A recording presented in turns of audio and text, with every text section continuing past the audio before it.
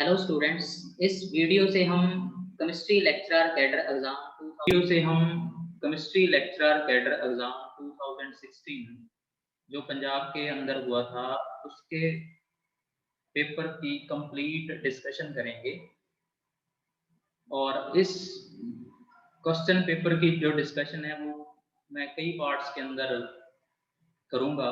तो आज उसी के अंदर हम फर्स्ट पार्ट में कुछ क्वेश्चन इसके डिस्कस करेंगे। और जो मैं क्वेश्चन पेपर डिस्कस कर रहा हूँ वो सेट ए से है। तो इसके अंदर जो फर्स्ट क्वेश्चन पूछा गया था वो ये अनसर्टेनिटी प्रिंसिपल से रिलेटेड था। और क्वेश्चन ये था कि what will be the uncertainty in the position of A particle when uncertainty in momentum is 0। तो जैसा कि हमें पता है कि अनसर्टेनिटी प्रिंसिपल के अकॉर्डिंग किसी भी माइक्रोस्कोपिक पार्टिकल की पोजीशन और मोमेंटम को एक ही समय पे एक्यूरेटली मेजर करना पॉसिबल नहीं है। तो पोजीशन और मोमेंटम की अनसर्टेनिटी का प्रोडक्ट हमेशा h/4 से या तो ग्रेटर होगा या उसके इक्वल होगा। तो अगर हम इक्वल का साइन भी लेके चलें तो हमारे पास ये कंडीशन है कि delta x into delta p is equal to h/4। और हमें क्वेश्चन की स्टेटमेंट के अंदर जो मोमेंटम की अनसर्टेनिटी है वो 0 दी गई है। मोमेंटम की अनसर्टेनिटी का 0 होने का मतलब हमें पार्टिकल की मोमेंटम एक्यूरेटली पता है। तो अगर आपको किसी पार्टिकल की मोमेंटम एक्यूरेटली पता है तो उस केस में हमने अनसर्टेनिटी इन पोजीशन बताना है। तो यहाँ से अगर हम इस इक्वेशन से डेल्टा x की वैल्यू निकालें तो वो आएगी h/4 इंटू डेल्टा पी। अब अगर हम डेल्टा पी को यहाँ पे 0 सब्स्टिट्यूट कर दें तो डेल्टा x की वैल्यू क्या आएगी, इनफाइनाइट आएगी। तो अगर हमें किसी भी स्मॉल साइज के पार्टिकल की पोजीशन की नॉलेज बिल्कुल सर्टन है, पोजीशन के बारे में बहुत क्लियर इंफॉर्मेशन है, तो उस केस में मोमेंटम में अनसर्टेनिटी इंफिनिटी होगी।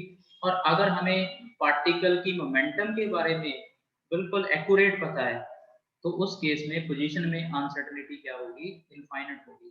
तो इस क्वेश्चन का जो आंसर आएगा वो आएगा ऑप्शन डी। अगर मोमेंटम में अनसर्टेनिटी 0 है तो पोजीशन की अनसर्टेनिटी इनफाइनाइट होगी।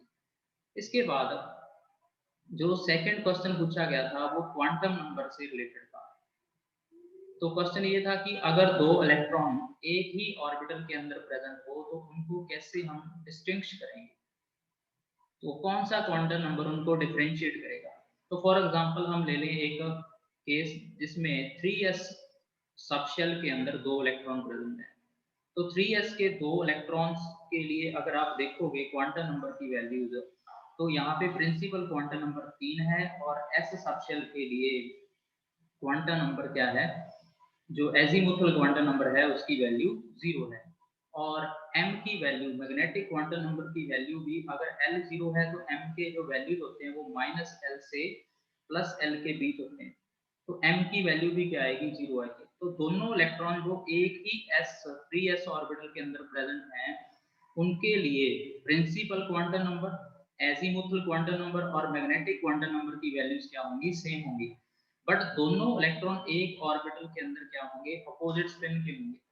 That is Pauli exclusion principle, कि किसी भी ऑर्बिटल के अंदर मैक्सिमम इलेक्ट्रॉन की संख्या 2 हो सकती है और दोनों की स्पिन क्या होगी, अपोजिट होगी। तो जो क्लॉकवाइज स्पिन वाला इलेक्ट्रॉन होगा उसके लिए स्पिन क्वांटम नंबर +12 होगा, और जो एंटी क्लॉकवाइज स्पिन से मूव करेगा अपनी एक्सिस के अराउंड तो उसके लिए s की वैल्यू क्या होगी, -1/2 होगी। तो एक ऑर्बिटल में जो दो इलेक्ट्रॉन प्रेजेंट होंगे उनके स्पिन क्वांटम नंबर क्या होंगे, डिफरेंट होंगे। उन्हीं से हम उसको डिफरेंशिएट कर सकते हैं। बाकी तीनों क्वांटम नंबर क्या होंगे, सेम होंगे। तो इसका आंसर आएगा ऑप्शन बी। उसके बाद थर्ड क्वेश्चन की स्टेटमेंट में एक जगह मिस्टेक थी, यहाँ पे एक टर्म मिस थी कि आपको दिया गया था कि wavelength of high energy transition, सबसे हाई एनर्जी का ट्रांजिशन जो हाइड्रोजन में हो रहा है। बेसिकली ये क्वेश्चन हाइड्रोजन के इमिशन स्पेक्ट्रा से रिलेटेड था। तो हाई एनर्जी का ट्रांजिशन जो हो रहा था उस केस में जो वेवलेंथ आ रही थी वो आ रही थी 91.2 नैनोमीटर की। तो आपको पूछा गया था भी corresponding wavelength of the atom will be, तो यहाँ पे स्पीशीज मिस थी। ठीक है, तो इस केस में जो स्पीसीज होनी चाहिए वो होनी चाहिए हीलियम पॉजिटिव। ठीक है, तो आपको हाइड्रोजन के लिए हाई एनर्जी ट्रांजिशंस की जो वैल्यू है वो 91.2 दी गई है, और आपको करस्पॉन्डिंग हाई एनर्जी ट्रांजिशन के लिए वेवलेंथ पूछी गई है हीलियम पॉजिटिव के केस में। तो हीलियम पॉजिटिव भी हाइड्रोजन लाइक स्पीशीज है। अगर हम रिडबर्ग्स फार्मूला अप्लाई करें तो रिडबर्ग्स फार्मूला के अकॉर्डिंग जो ट्रांजिशंस होती हैं उनके अंदर जो वेवलेंथ आएगी उसका reciprocal r, that is Rydberg constant, into 1/n1² that is initial level जिससे ट्रांजिशन हो रही है, और n2 क्या है यहाँ पे फाइनल लेवल है जहां से ट्रांजिशन हो रही है। इनिशियल लेवल जहां पे इलेक्ट्रॉन पहुंचेगा ट्रांजिशन होने के बाद, और z है एटॉमिक नंबर। तो अगर हम देखें कि हम सेम लेवल्स की बात कर रहे हैं क्योंकि हमें करस्पॉन्डिंग वेवलेंथ पूछा गया है, तो दोनों स्पीशीज के लिए n1 और n2 सेम है, r भी सेम है। इन दोनों में डिफरेंशिएशन किसके थ्रू हो रहा है? एटॉमिक नंबर z के थ्रू हो रहा है। और हाइड्रोजन के लिए एटॉमिक नंबर z की वैल्यू 1 है, जबकि लिथियम सॉरी हीलियम के लिए एटॉमिक नंबर z की वैल्यू 2 है। तो अगर हम दोनों को अब डिवाइड करें इन एक्सप्रेशंस को, तो एक्सप्रेशंस को डिवाइड करने के बाद इसको हम इक्वेशन 1 लिख लें, इसको इक्वेशन 2 लिख लें। तो 1 को 2 से डिवाइड करेंगे तो जो वेवलेंथ होगी हीलियम के केस में और जो हाइड्रोजन के केस में होगी उसकी रेशो आएगी 1:4। अब हमें हाइड्रोजन के केस में जो वैल्यू दे रखी है वो दे रखी है अपने को 91.2।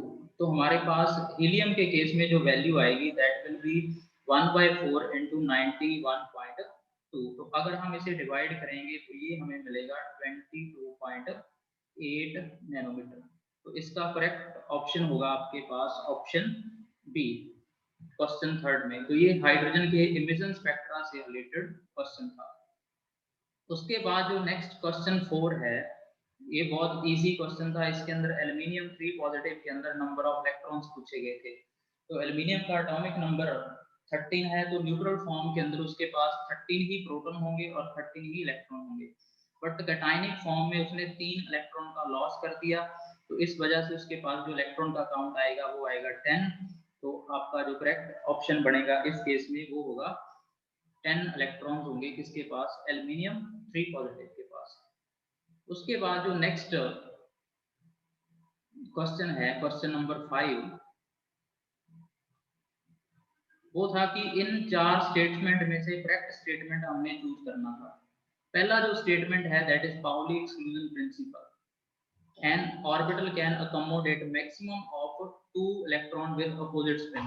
तो जो फर्स्ट स्टेटमेंट है वो है पाउली एक्सक्लूजन प्रिंसिपल से रिलेटेड कि एक ऑर्बिटल में मैक्सिमम इलेक्ट्रॉन का काउंट 2 होगा और दोनों की स्पिन अपोजिट होगी।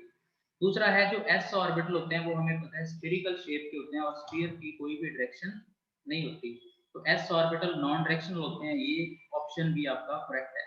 तीसरा है electron in motion behave as they are waves. तो ये इलेक्ट्रॉन के ड्यूल नेचर से जुड़ा हुआ केस है, क्योंकि डी ब्रोगली हाइपोथेसिस के अकॉर्डिंग कोई भी अगर मटेरियल पार्टिकल मोशन में है और अगर वो पार्टिकल माइक्रोस्कोपिक है तो उसके साथ जो वेव करैक्टर होगा वो सिग्निफिकेंट होगा। तो इलेक्ट्रॉन माइक्रोस्कोपिक पार्टिकल हैं तो उनके साथ मोशन के टाइम वेव करैक्टर क्या होगा? एसोसिएट होगा। तो इस क्वेश्चन के अगर आप तीनों ऑप्शन देखो तो ये तीनों के तीनों ऑप्शन करेक्ट है, तो इसका आंसर आपका आएगा डी। ऑल जो आपके तीनों ऑप्शन हैं ए बी सी वो करेक्ट हैं, तो इसका ऑप्शन आपका आएगा करेक्ट डी ऑप्शन। उसके बाद जो क्वेश्चन नंबर 6 है वो बेसिकली रिलेटेड है विद थर्मोडायनामिक्स, और इसके अंदर आपको एंथैल्पी ऑफ फॉर्मेशन पूछी गई है हाइड्रोजन क्लोराइड की। सबसे पहले आपने ये नोट करना है कि जो हाइड्रोजन क्लोराइड होगा उसकी एंथैल्पी ऑफ फॉर्मेशन का मीनिंग क्या है। एंथैल्पी ऑफ फॉर्मेशन का किसी भी सब्सटेंस का मीनिंग ये होता है कि उस सब्सटेंस का 1 मोल फॉर्म होना चाहिए, इससे उसके कंस्टिट्यूएंट एलिमेंट से, और वो कंस्टिट्यूएंट एलिमेंट स्टेबल फॉर्म के अंदर होने चाहिए। तो HCl को बनाने वाले कंस्टिट्यूएंट एलिमेंट्स क्या हैं? एक हाइड्रोजन है और दूसरा क्लोरीन है, और दोनों की जो स्टेबल फॉर्म है वो गैसेस फॉर्म है। तो जब हम 1 मोल ऑफ HCl की फॉर्मेशन के लिए इक्वेशन लिखेंगे तो वो ये बनेगा half H2 in gases state combined with half molecule of Cl2 in gases state give rise to HCl। तो 1 मोल HCl बन रहा है। अब आपको क्वेश्चन की स्टेटमेंट में अगर देखो तो आपको बॉन्ड डिसोसिएशन एनर्जी दी गई है, और जब भी आपको बॉन्ड डिसोसिएशन एनर्जी दी गई हो और आपने एंथैल्पी ऑफ रिएक्शन पता करना हो, तो इस इक्वेशन के अकॉर्डिंग जो इस रिएक्शन में हीट चेंज आएगा उसे हम एंथैल्पी ऑफ रिएक्शन बोलेंगे। और एंथैल्पी ऑफ रिएक्शन किसके इक्वल होगा? Enthalpy of formation of HCl के इक्वल होगा। तो एंथैल्पी ऑफ रिएक्शन निकालने का टेक्निक क्या लगेगा? अगर आपको बॉन्ड डिसोसिएशन एनर्जी दी गई है, तब आपने bond dissociation energy of product को सम अप करके, समेशन करके उसमें से रिएक्टेंट में से प्रोडक्ट की बॉन्ड डिसोसिएशन एंथैल्पीज को सब्ट्रैक्ट कर देना है। तो आपके रिएक्टेंट दो हैं, एक हाइड्रोजन है और एक है क्लोरीन। तो हाइड्रोजन और क्लोरीन की जो आपको बॉन्ड डिसोसिएशन एनर्जी दी गई है हम उसका हाफ करेंगे, क्योंकि आपके स्टोइकोमेट्रिक कोफिशिएंट्स हैं जो इस इक्वेशन में वो 1/2 हैं दोनों साइड, और माइनस कर देंगे हम bond dissociation enthalpy of HCl। तो हाइड्रोजन की हमें बॉन्ड डिसोसिएशन एंथैल्पी दी गई है 104, वो सब्स्टिट्यूट करेंगे। उसके बाद आपको जो वैल्यू दी गई है क्लोरीन के लिए वो 58 है, और HCl के लिए जो बॉन्ड डिसोसिएशन एंथैल्पी है that is 103 kilo calories per mole. तो इन सभी वैल्यूज को जब हम सब्स्टिट्यूट करके सॉल्व करेंगे तो आपके पास जो आंसर आएगा वो आएगा -22 किलो कैलोरीज।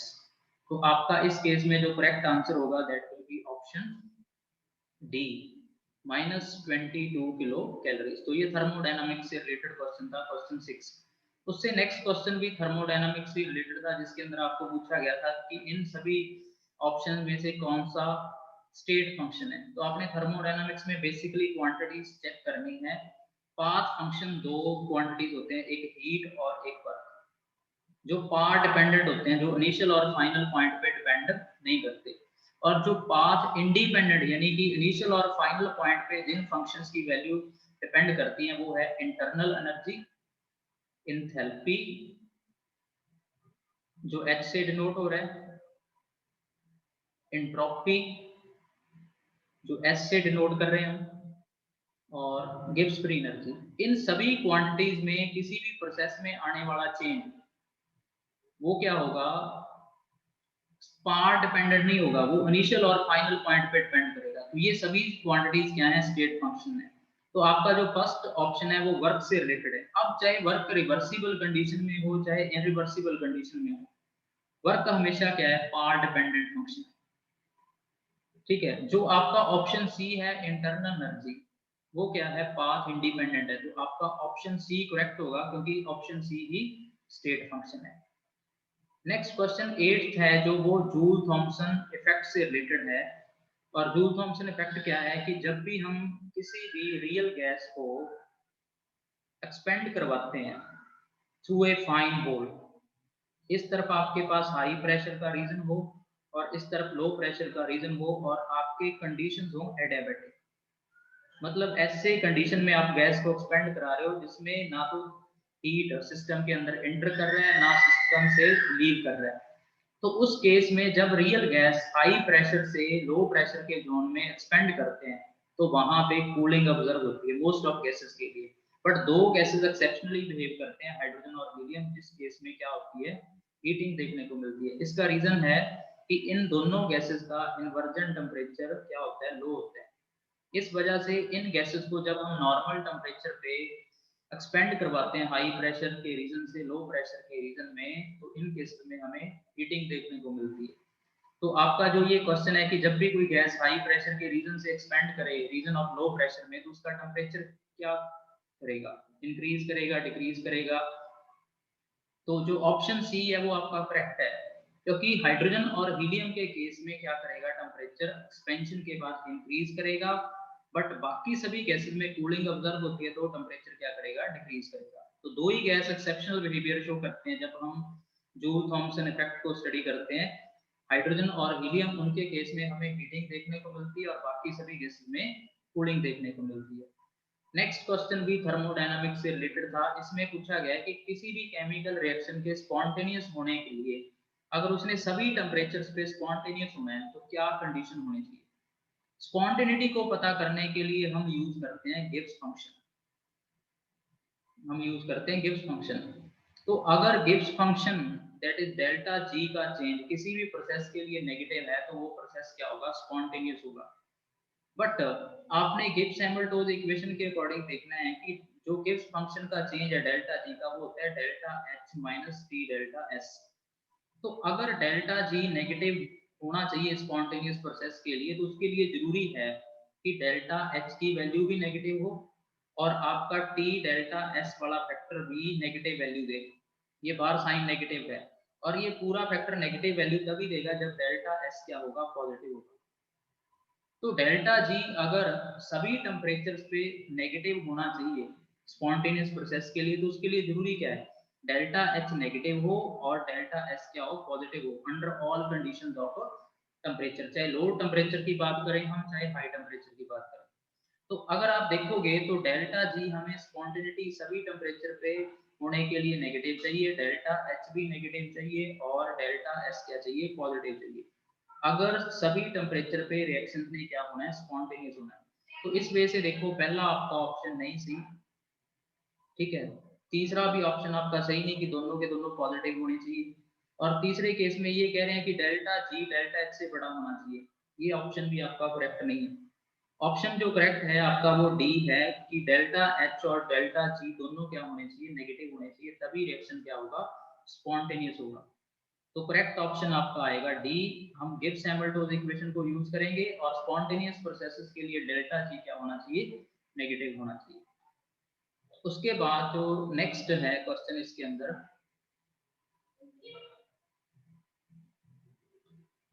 वो भी थर्मोडायनामिक्स से रिलेटेड था।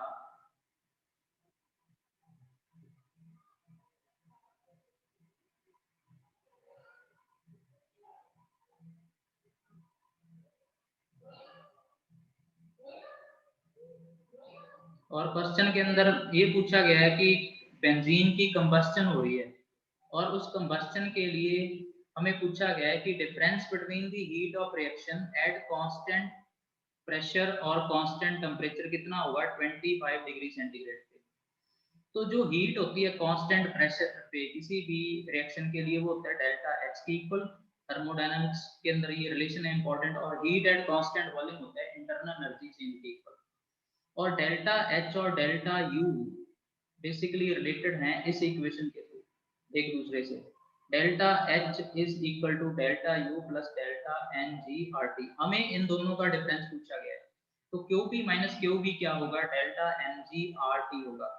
आर यूनिवर्सल गैस कांस्टेंट है जिसकी वैल्यू 8.314 जूल पर केल्विन पर मोल होता है। डेल्टा एन जी क्या है, difference in the number of moles of product and reactant. तो अगर आप इस इक्वेशन को देखो, इस इक्वेशन में जो प्रोडक्ट है वाटर वो लिक्विड है, तो ये काउंट नहीं होगा। प्रोडक्ट दूसरा है CO2 जो गैसेस फॉर्म में है, तो प्रोडक्ट के आपके पास मोल है 12। और जो रिएक्टेंट है उसमें आपके पास गैसेस रिएक्टेंट है ऑक्सीजन जिसके नंबर ऑफ मोल्स हैं 15। तो जो डेल्टा एन जी की वैल्यू आएगी वो आएगी -3 मोल। तो हम डेल्टा एन जी की वैल्यू यहाँ पे -3 मोल पुट कर दें, आर पुट कर दें। टेम्परेचर आपको 25 डिग्री सेंटीग्रेड दिया गया है जो कि केल्विन में बन जाएगा 298 केल्विन। तो इस सभी फैक्टर को मल्टीप्लाई करके हम अगर सॉल्व करेंगे और उसको रिजल्ट को हम किलो जूल में कन्वर्ट कर दें अगर, तो आपके पास आंसर मिलेगा इसका -7.4 किलो जूल। तो इस रिलेशन के थ्रू हम बता सकते हैं कि अगर 25 डिग्री सेंटीग्रेड पे बेंजीन की कंबस्टन हो रही है तो heat of reaction constant pressure और कांस्टेंट वॉल्यूम का जो डिफरेंस होगा वो होगा -7.4 किलो। उसके बाद जो नेक्स्ट क्वेश्चन है वो इक्विलिब्रियम चैप्टर से रिलेटेड था, इक्विलिब्रियम के टॉपिक से रिलेटेड था। आपको इस इक्विलिब्रियम के लिए Kc की वैल्यू दी गई है 16। Kc that is equilibrium constant for the reaction in terms of concentration. तो अगर हम इस रिएक्शन का इक्विलिब्रियम कांस्टेंट लेके लॉ ऑफ केमिकल इक्विलिब्रियम को यूज करके, जो क्या होगा, concentration of product divide by concentration of reactant at the time of equilibrium होगा। और हमें क्वेश्चन की स्टेटमेंट के अंदर इसकी वैल्यू 16 दी हुई है और ये कहा गया है कि अगर हम सभी रिएक्टेंट और प्रोडक्ट के जो मोल्स हैं वो 1 मोल सभी का 1 लीटर कंटेनर में लेके स्टार्ट करें, तो इक्विलिब्रियम के टाइम हमें NO की कंसंट्रेशन पूछी गई है। तो अगर हम 1 मोल 1 लीटर कंटेनर में लेके चल रहे हैं, इसका मतलब अपनी कंसंट्रेशन की वैल्यू है 1 मोलर, क्योंकि 1 मोल 1 लीटर के अंदर प्रेजेंट है। तो हमारी जो इनिशियल कंसंट्रेशन है सभी की वो है 1 मोल पर लीटर। अगर इक्विलिब्रियम तक पहुंचने के टाइम इसके x पार्ट या क्या कर दें, रिएक्ट कर दें। x लेट इनकी क्या है, जो अमाउंट क्या कर रही है, रिएक्ट कर रही है। अगर x अमाउंट SO2 की रिएक्ट करेगी तो SO3 भी आपका क्या बनेगा, x बनेगा, और NO भी आपका x बनेगा, क्योंकि सभी की रेशियो देखो इसमें 1 1 1 1 है, स्टोइकियोमेट्रिक कोएफिशिएंट सभी के 1 1 है। तो जितने सेम टाइम के अंदर अगर SO2 x रिएक्ट कर रहा है तो NO2 भी x ही रिएक्ट करेगा, तो इसकी कंसंट्रेशन इक्विलिब्रियम जब अचीव होगा तब 1 - x होगी, NO2 भी कंसंट्रेशन 1 - x होगी, जबकि इनकी कंसंट्रेशन होगी 1 + x। और अगर हम ये कंसंट्रेशंस को लॉ ऑफ केमिकल इक्विलिब्रियम के अंदर पुट करते हैं, ठीक है, ऊपर पुट होगी SO3 की concentration that is 1 + x, NO की कंसंट्रेशन भी 1 + x, और नीचे डिनोमिनेटर में पुट होगा 1 - x और यहाँ पे भी 1 - x। तो हमारे पास जो Kc की वैल्यू बनेगी वो बनेगी 1 + x का स्क्वायर डिवाइड बाय 1 - x का स्क्वायर। तो अगर हम इसको होल स्क्वायर लिख लें दोनों टर्म्स का और 1 + x बाय 1 - x की वैल्यू निकालें तो वो 16 का अंडर हो जाएगी, दैट इज 4। तो अपने पास यहाँ से 1 + x बाय 1 - x की वैल्यू आ गया 4। तो अगर हम इसे x के लिए सॉल्व करेंगे तो x हमारा आएगा 0.6। तो अगर आपका x 0.6 आ गया, हमने NO की वैल्यू बतानी है इक्विलिब्रियम के टाइम, और NO की वैल्यू इक्विलिब्रियम के टाइम है 1 + x, और x हमारा आया 0.6, तो इसकी वैल्यू आएगी आपके पास 1.6। तो इक्विलिब्रियम के टाइम NO के जो नंबर ऑफ मोल्स होंगे वो होंगे 1.6 मोल्स।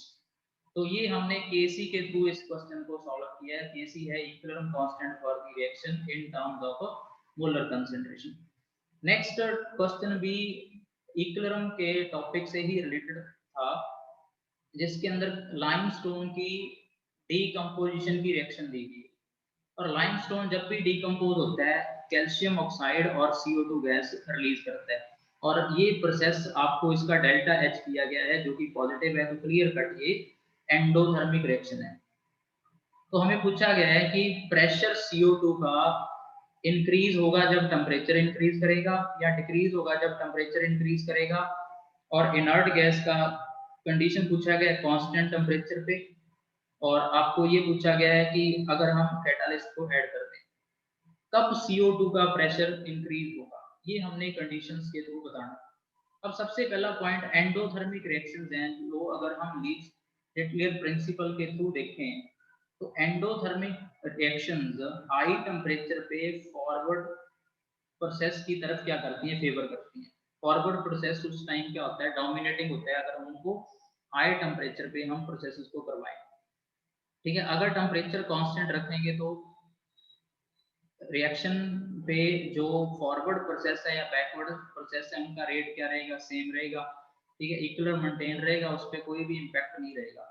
तो अगर हम एंडोथर्मिक रिएक्शन में टेम्परेचर को इंक्रीज करते हैं तो फॉरवर्ड प्रोसेस क्या होगा, डोमिनेटिंग होगा, और फॉरवर्ड प्रोसेस की तरफ अगर रिएक्शन मूव करेगा तो नेचुरली CO2 गैस ज्यादा रिलीज होगी और उसका प्रेशर क्या आएगा, हाई आएगा। तो सबसे बेस्ट वे इस केस में CO2 के प्रेशर को इंक्रीज करने का ये है कि हम रिएक्शन के टेम्परेचर को क्या करते हैं, इंक्रीज करते हैं। तो एंडोथर्मिक रिएक्शन में टेम्परेचर के इंक्रीज से रिएक्शन फॉरवर्ड शिफ्ट होगा और CO2 का प्रेशर क्या करता जाएगा, इंक्रीज करता जाएगा। अगर हम कांस्टेंट टेम्परेचर पे इनर्ट गैस ऐड करेंगे वो इक्विलिब्रियम को इंपैक्ट नहीं करेगा। तो सबसे जो बेस्ट कंडीशंस हैं CO2 के प्रेशर को इंक्रीज करने की वो है टेम्परेचर का इंक्रीज। तो इस क्वेश्चन का जो करेक्ट आंसर होगा वो होगा ऑप्शन ए। इसके बाद जो नेक्स्ट क्वेश्चन है वो भी इक्विलिब्रियम के टॉपिक से रिलेटेड था, जिसके अंदर इक्विलिब्रियम कांस्टेंट की रिलेशन पूछी गई है अमोनिया की फॉर्मेशन के लिए। और इक्विलिब्रियम कांस्टेंट को हम दो टर्म्स में मेजर कर सकते हैं, एक इन टर्म्स ऑफ कंसंट्रेशन और एक दूसरा इन टर्म्स ऑफ प्रेशर। तो दोनों इस इक्वेशन से रिलेटेड होते हैं, Kp = Kc × RT⁻⁴ delta n क्या होता है, प्रोडक्ट और रिएक्टेंट के नंबर ऑफ मोल्स का डिफरेंस जो गैसीय स्टेट में है। तो इस केस में अगर आप अमोनिया की फॉर्मेशन के लिए देखो तो जो डिफरेंस आएगा number of moles of product और रिएक्टेंट का वो आएगा -2, क्योंकि प्रोडक्ट के नंबर ऑफ मोल्स 2 हैं और रिएक्टेंट आपके पास नाइट्रोजन का 1 मोल है, हाइड्रोजन के 3 है, तो 2 - 4 आपका आएगा -2। तो हम अगर यहाँ पे -2 वैल्यू पुट करते हैं तो Kp इज इक्वल टू होगा आपका Kc RT raise to power -2। तो करेक्ट रिलेशन क्या होगा हैबर्स प्रोसेस के लिए, Kp is equal to Kc RT raise to power -2। तो आपका इस क्वेश्चन का जो करेक्ट आंसर होगा that will be option D. उसके बाद जो नेक्स्ट क्वेश्चन है,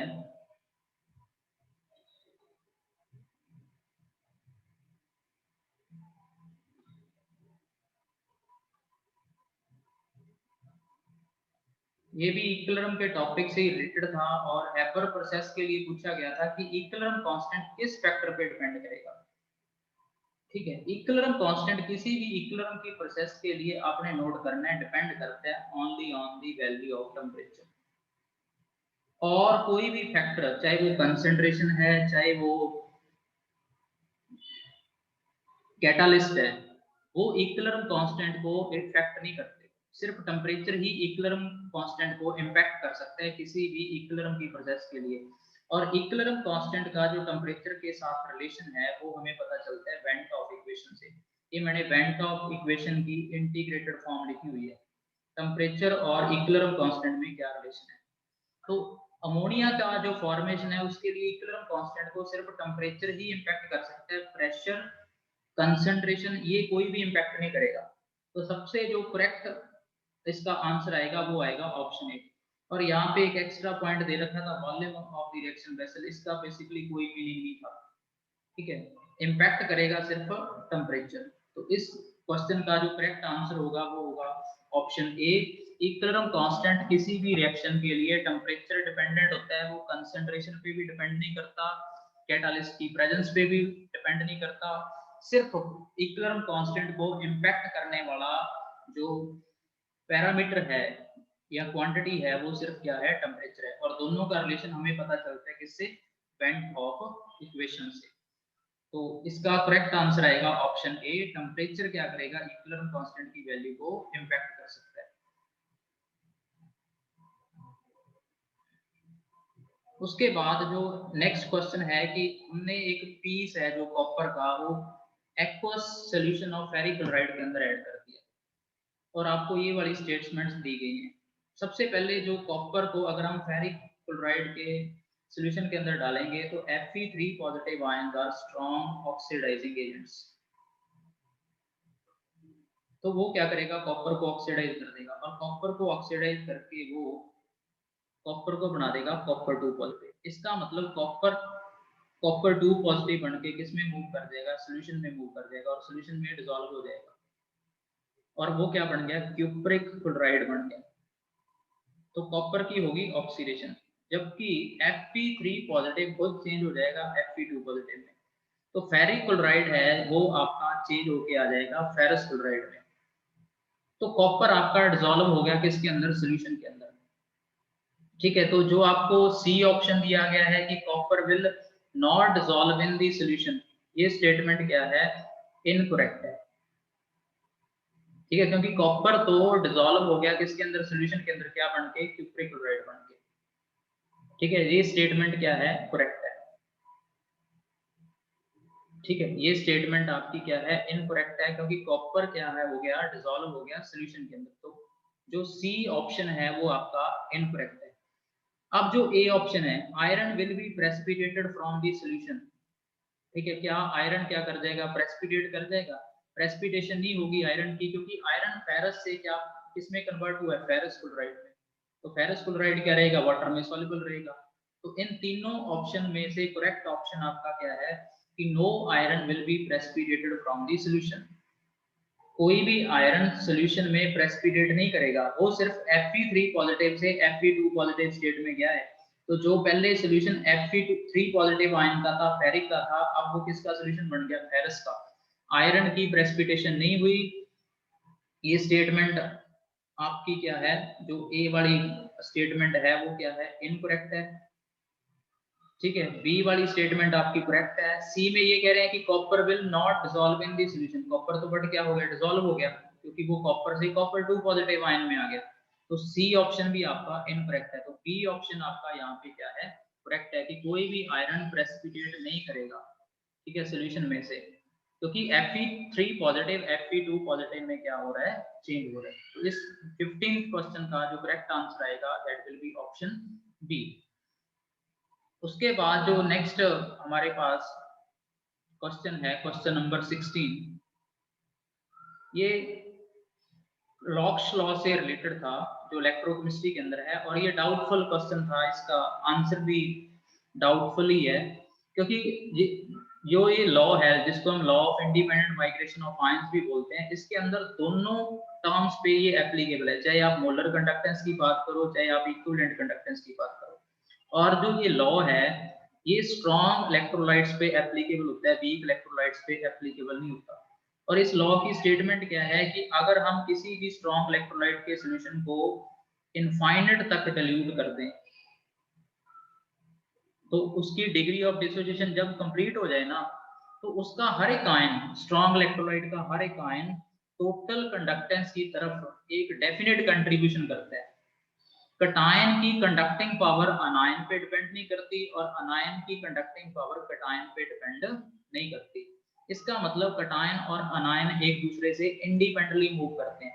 तो किसी भी स्ट्रॉन्ग इलेक्ट्रोलाइट लाइक NaCl की हमने लिमिटिंग मोलर कंडक्टेंस लिखनी है, मोलर कंडक्टेंस, या हम ये कहते हैं इन मोलर कंडक्टेंस लिखनी है इनफाइनाइट डिल्यूशन पे, तो वो क्या होगी, sum of the conductance of cation and anion multiplied by their numbers.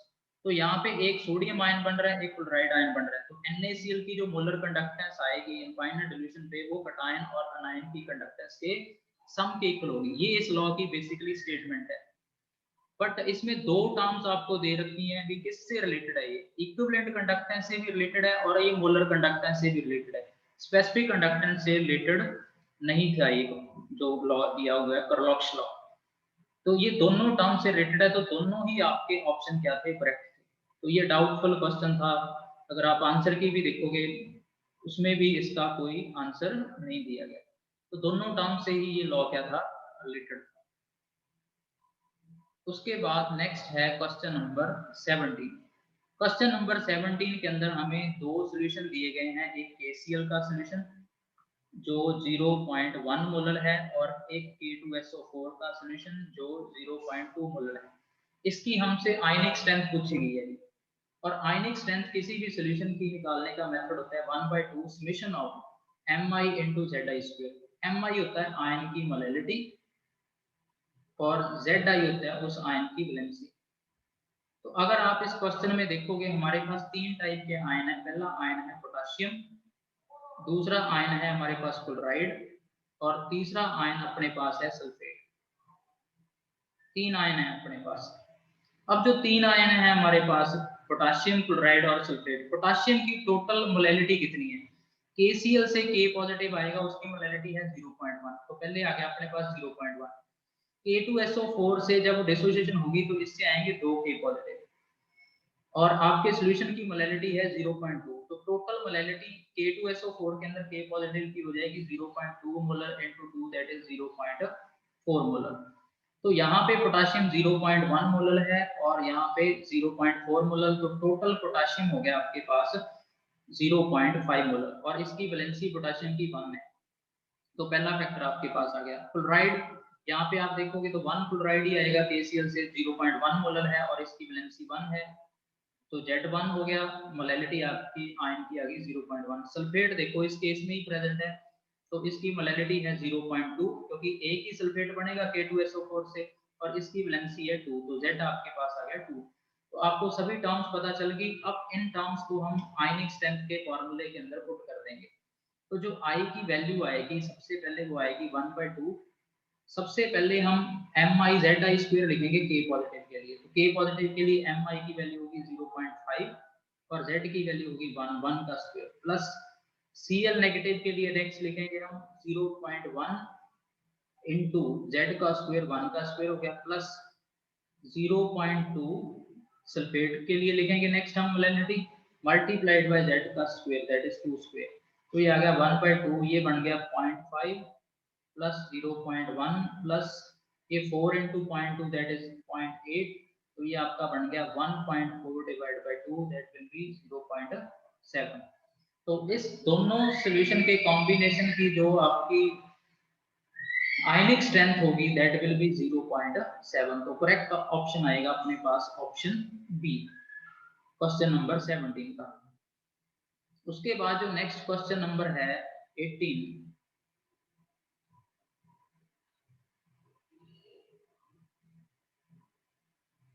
वो सॉल्ट ब्रिज के अंदर जो हम स्ट्रॉन्ग इलेक्ट्रोलाइट फिल करते हैं, स्ट्रॉन्ग इलेक्ट्रोलाइट लाइक ACl और पोटेशियम नाइट्रेट जो हम फिल करते हैं सॉल्ट ब्रिज के अंदर, उससे रिलेटेड है।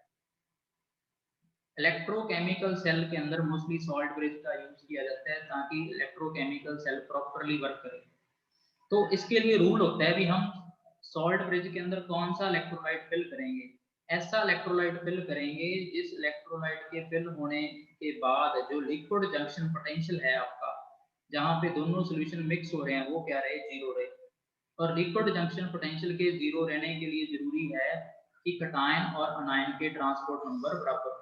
ट्रांसपोर्ट नंबर होता है किसी भी आयन द्वारा टोटल करंट का कितना फ्रैक्शन कैरी किया जा रहा है, टोटल करंट का कितना फ्रैक्शन कोई आयन कैरी कर रहा है, उसको हम बोलते हैं ट्रांसपोर्ट नंबर। और ट्रांसपोर्ट नंबर तभी बराबर होते हैं कटायन और अनायन के जब दोनों की स्पीड ऑलमोस्ट क्या हो, सेम हो। तो हम सॉल्ट ब्रिज के अंदर कौन से स्ट्रॉन्ग इलेक्ट्रोलाइट फिल कर सकते हैं जिनके कटायन और अनायन की स्पीड नियरली सेम हो। अगर स्पीड नियरली सेम होगी तो उनके ट्रांसपोर्ट नंबर सेम होंगे, ट्रांसपोर्ट नंबर सेम होंगे तो लिक्विड जंक्शन पोटेंशियल क्या रहेगा, जीरो रहेगा, और आपका सेल क्या करेगा, प्रॉपरली उस टाइम वर्क करेगा। तो इस केस में आपका जो करेक्ट ऑप्शन आएगा that will be option D, velocities of potassium and nitrate ions are nearly same. तो ये है क्वेश्चन नंबर 18। उसके बाद क्वेश्चन नंबर 19 के अंदर भी इलेक्ट्रोकेमिकल सेल के बारे में पूछा गया है और आपको स्टैंडर्ड फॉर्म के अंदर जिंक कॉपर सेल दिया गया है। दोनों की जो सॉल्यूशन की कंसंट्रेशन है वो 1 मोलर है। जिंक लेफ्ट हैंड साइड पे है तो ये एनोड है, और राइट हैंड साइड पे क्या है, कॉपर है, दैट इज कैथोड। और आपको दोनों के रिडक्शन पोटेंशियल दिए गए हैं, क्योंकि आप देखो इक्वेशन रिडक्शन फॉर्म के अंदर लिखी हुई है। तो जिंक का आपको रिडक्शन पोटेंशियल दिया गया है नेगेटिव, और जो कॉपर है उसका रिडक्शन पोटेंशियल पॉजिटिव। और अगर आपको दोनों स्पीसीज के रिडक्शन पोटेंशियल दिए गए हों तो आप सेल की ईएमएफ निकालने के लिए क्या करोगे, ई कैथोड माइनस ई एनोड करोगे। Standard reduction potential of cathode minus standard reduction potential of anode. ये इक्वेशन आप तभी लगा सकते हो जब आपको रिडक्शन पोटेंशियल दिए गए हैं, ये आपने ध्यान देना है इस बात पे। कॉपर और सिल्वर के लिए, दोनों के लिए हमें रिडक्शन पोटेंशियल ही दिए गए थे इस इक्वेशन में, ठीक है, क्योंकि दोनों इक्वेशन देखो रिडक्शन की फॉर्म के अंदर है, इलेक्ट्रॉन का गेन शो हो रहा है दोनों में। तो अगर हम इन दोनों की जो वैल्यूज हैं उनको सब्स्टिट्यूट कर दें तो सब्स्टिट्यूट करने के बाद हमें सेल का जो स्टैंडर्ड ईएमएफ मिलेगा वो पॉजिटिव मिलेगा। और अगर स्टैंडर्ड ईएमएफ पॉजिटिव है और हम गिब्स फ्री एनर्जी निकालें सेल की by the relation negative NFP, तो वहां से जो हमें ई नॉट की वैल्यू मिल रही है, standard potential of the cell मिल रहा है, वो पॉजिटिव मिल रहा है। तो क्लियर कट डेल्टा जी की वैल्यू क्या रहेगी, नेगेटिव रहेगी। और जिस केस में डेल्टा जी नेगेटिव होता है वो रिएक्शन क्या होती है, स्पॉन्टेनियस। तो पहले हमने निकाला सेल की स्टैंडर्ड ईएमएफ। स्टैंडर्ड ईएमएफ अगर किसी सेल का पॉजिटिव हो तो डेल्टा जी क्या होगा, नेगेटिव होगा। अगर दोनों कंडीशन सेटिस्फाई हो रही है आपकी तो सेल की रिएक्शन क्या होगी, स्पॉन्टेनियस होगी। नेक्स्ट क्वेश्चन हम डिस्कस करेंगे क्वेश्चन नंबर 20, जिसके अंदर हमें जीरो ऑर्डर रिएक्शंस के बारे में पूछा गया। तो हमें रिएक्शन दी गई है 2a plus B, sorry a 2a changes to b plus c, और ये रिएक्शन जीरो ऑर्डर की है। कह रहे हैं जीरो ऑर्डर की रिएक्शन कब होगी, जीरो ऑर्डर की रिएक्शन कोई भी कब फॉलो करती है जीरो ऑर्डर को, जब उस रिएक्शन का रेट कंसंट्रेशन से क्या हो, इंडिपेंडेंट हो, independent of the concentration of reactant. और जीरो ऑर्डर की रिएक्शन के लिए जो रेट लॉ होता है that is equal to rate is equal to k into concentration raise to power 0। तो आपका रिएक्टेंट A है, तो A की रिएक्टेंट की कंसंट्रेशन पे अगर रिएक्शन का रेट डिपेंड ना करे, A की कोई भी कंसंट्रेशन के लिए रिएक्शन का रेट सेम रहे, तो वो रिएक्शन आपका जीरो ऑर्डर का रिएक्शन है, ठीक है। B और C आपके क्या है, प्रोडक्ट है, रिएक्टेंट आपका A है, तो A पे डिपेंडेंस आपने देखनी है। तो इस वे से आप देखोगे इन सभी ऑप्शन में से जो D ऑप्शन है आपका वो करेक्ट है, कि rate of the reaction remains the same at any concentration of A। Concentration पे डिपेंडेंस नहीं है, ठीक है, बी और सी की कंसेंट्रेशन के साथ कोई लिंक नहीं है, ठीक है, कंसेंट्रेशन के साथ लिंक है ए के साथ। ए की कोई भी कंसेंट्रेशन के लिए रिएक्शन का रेट क्या रहेगा, सेम रहेगा, तभी ये रिएक्शन जीरो ऑर्डर को क्या करेगी, फॉलो करेगी। तो इस वीडियो पार्ट के अंदर हमने फर्स्ट 20 क्वेश्चंस जो 2016 का पेपर था उसके सेट ए के डिस्कस किए हैं। अगली वीडियो के अंदर हम नेक्स्ट पार्ट में और क्वेश्चन इसके डिस्कस करेंगे। Thank you.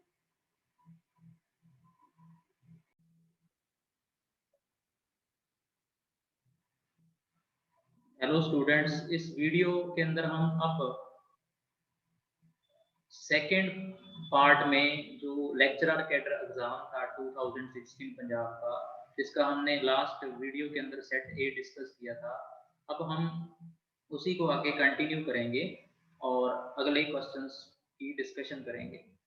सबसे पहले अब जो क्वेश्चन नंबर 21 था सेट ए के अंदर, वो ये था कि अगर टाइट्रेशन हो रही हो ऑक्सैलिक एसिड और एसिडिफाइड KMnO4 के बीच, तो मैग्नीशियस सॉल्ट बनेगा जो उसके अंदर, वो कैटलाइज करता है रिएक्शन को। तो ये किस, जो मैग्नीज सॉल्ट है that is Mn2 positive salt, ये किस तरीके का कैटलिस्ट है। तो इसके अंदर आपने एग्जांपल ये नोट करना है कि this is the example of the phenomena of auto catalysis. Auto catalysis का मतलब होता है कि कई बार रिएक्शंस का जो प्रोडक्ट होता है वो प्रोडक्ट ही रिएक्शन को कैटालाइज कर देता है, मतलब उसके रिएक्शन के स्पीड को चेंज कर देता है, या तो उसी सेम रिएक्शन की स्पीड को चेंज करता है या उसके साथ किसी भी कपल्ड रिएक्शन की स्पीड को चेंज कर सकता है वो। तो अगर किसी भी रिएक्शन का प्रोडक्ट उसी सेम रिएक्शन के रेट को चेंज करे या उसके साथ कपल्ड रिएक्शन के रेट को चेंज करे, तब हम उस सब्सटेंस को या स्पीसीज को बोलते हैं ऑटो कैटलिस्ट। तो जैसा कि KMnO4 और ऑक्सैलिक एसिड का केस है, तो KMnO4 के अंदर जो MnO4 negative ion that is पर मैग्नेटेड आयन है, वो एसिडिक मीडियम में मैग्नीज की +7 स्टेट है और वो है एक्सीलेंट ऑक्सीडाइजिंग एजेंट। तो एसिडिक मीडियम में ये 5 इलेक्ट्रॉन का गेन करके Mn2 पॉजिटिव में चेंज हो जाते हैं। तो जब ये ऑक्सीडाइजिंग एजेंट बिहेव कर रहा है, तो ये ऑक्सैलिक एसिड की क्या करेगा, ऑक्सीडेशन करेगा, और ऑक्सलेट आयंस हैं जो उनको ऑक्सीडाइज करके ये कार्बन डाइऑक्साइड में चेंज कर देगा। तो ये पूरी रिएक्शन होगी। तो जैसे ही रिएक्शन में ऑक्सीडाइजिंग और रिड्यूसिंग एजेंट आपस में इंटरेक्शन करना स्टार्ट करेंगे, तो यहाँ पे Mn2 पॉजिटिव बनेगा और Mn2 पॉजिटिव इन दोनों की रिएक्शन को क्या करेगा, कैटालाइज करेगा। तो जैसे ही रिएक्शन मिक्सचर में Mn2 पॉजिटिव बनना स्टार्ट हो जाएगा, वैसे वैसे रिएक्शन का स्पीड अप होना भी स्टार्ट हो जाएगा। तो इसीलिए ये एडवाइस किया जाता है कि जब हम KMnO4 और ऑक्सैलिक एसिड की टाइट्रेशन कर रहे हैं एसिडिक मीडियम में, तो जो लास्ट आपके इक्विवेलेंस के पॉइंट के जब आप नजदीक पहुंच रहे हो या एंड पॉइंट के नजदीक पहुंच रहे हो, तो वहां पे बहुत केयरफुली एडिशन करना होता है KMnO4 का, क्योंकि इवन ए सिंगल ड्रॉप से आपका जो पर्पल कलर का सोल्यूशन था KMnO4 का, वो आपके एंड पॉइंट पे एकदम से पिंक में चेंज हो जाएगा। तो वहां पे बहुत केयरफुली एडिशन की जरूरत है, क्योंकि वहां पे जाके रिएक्शन बहुत फास्ट हो जाता है, और उस रिएक्शन को फास्ट करने वाली स्पीसीज कौन है, Mn2 पॉजिटिव, जो रिएक्शन का क्या है, बेसिकली प्रोडक्ट है। तो जब किसी रिएक्शन का प्रोडक्ट ही रिएक्शन को कैटालाइज करे या किसी उसके साथ जो कपल्ड रिएक्शन है उसको कैटालाइज करे, तब हम उस फिनोमेना को बोलते हैं ऑटो कैटालिसिस। तो Mn2 पॉजिटिव जो स्पीसीज इस रिएक्शन में बनेगी, वो बेसिकली ऑटो कैटालिस्ट का काम कर रहा है। तो ये वाला क्वेश्चन और ये स्पेसिफिक एग्जांपल ऑटो कैटालिसिस से क्या था, लिंक था। अब इसके बाद जो नेक्स्ट अपने पास क्वेश्चन है, वो है अबाउट द हाइड्रोजिनेशन प्रोसेस। तो हाइड्रोजिनेशन प्रोसेस जब ऑयल्स की होती है, तो पूछा गया कि उसमें कौन सा कैटालिस्ट यूज होता है। ये बहुत कॉमन एक रिएक्शन है जिसके अंदर हम ऑयल की जब हार्डनिंग करते हैं और उससे हम सॉलिड फॉर्म के अंदर लेके आते हैं उसे, तो हार्डनिंग ऑफ ऑयल के लिए हम क्या करते हैं, ऑयल की हाइड्रोजिनेशन करते हैं।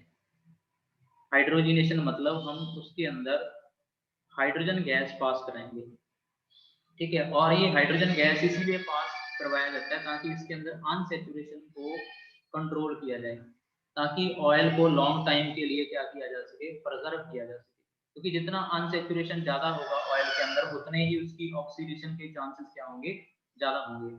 तो जो इनकी ऑक्सीडेशन है उसको प्रिवेंट करने के लिए इनकी कंट्रोल्ड हाइड्रोजिनेशन की जाती है।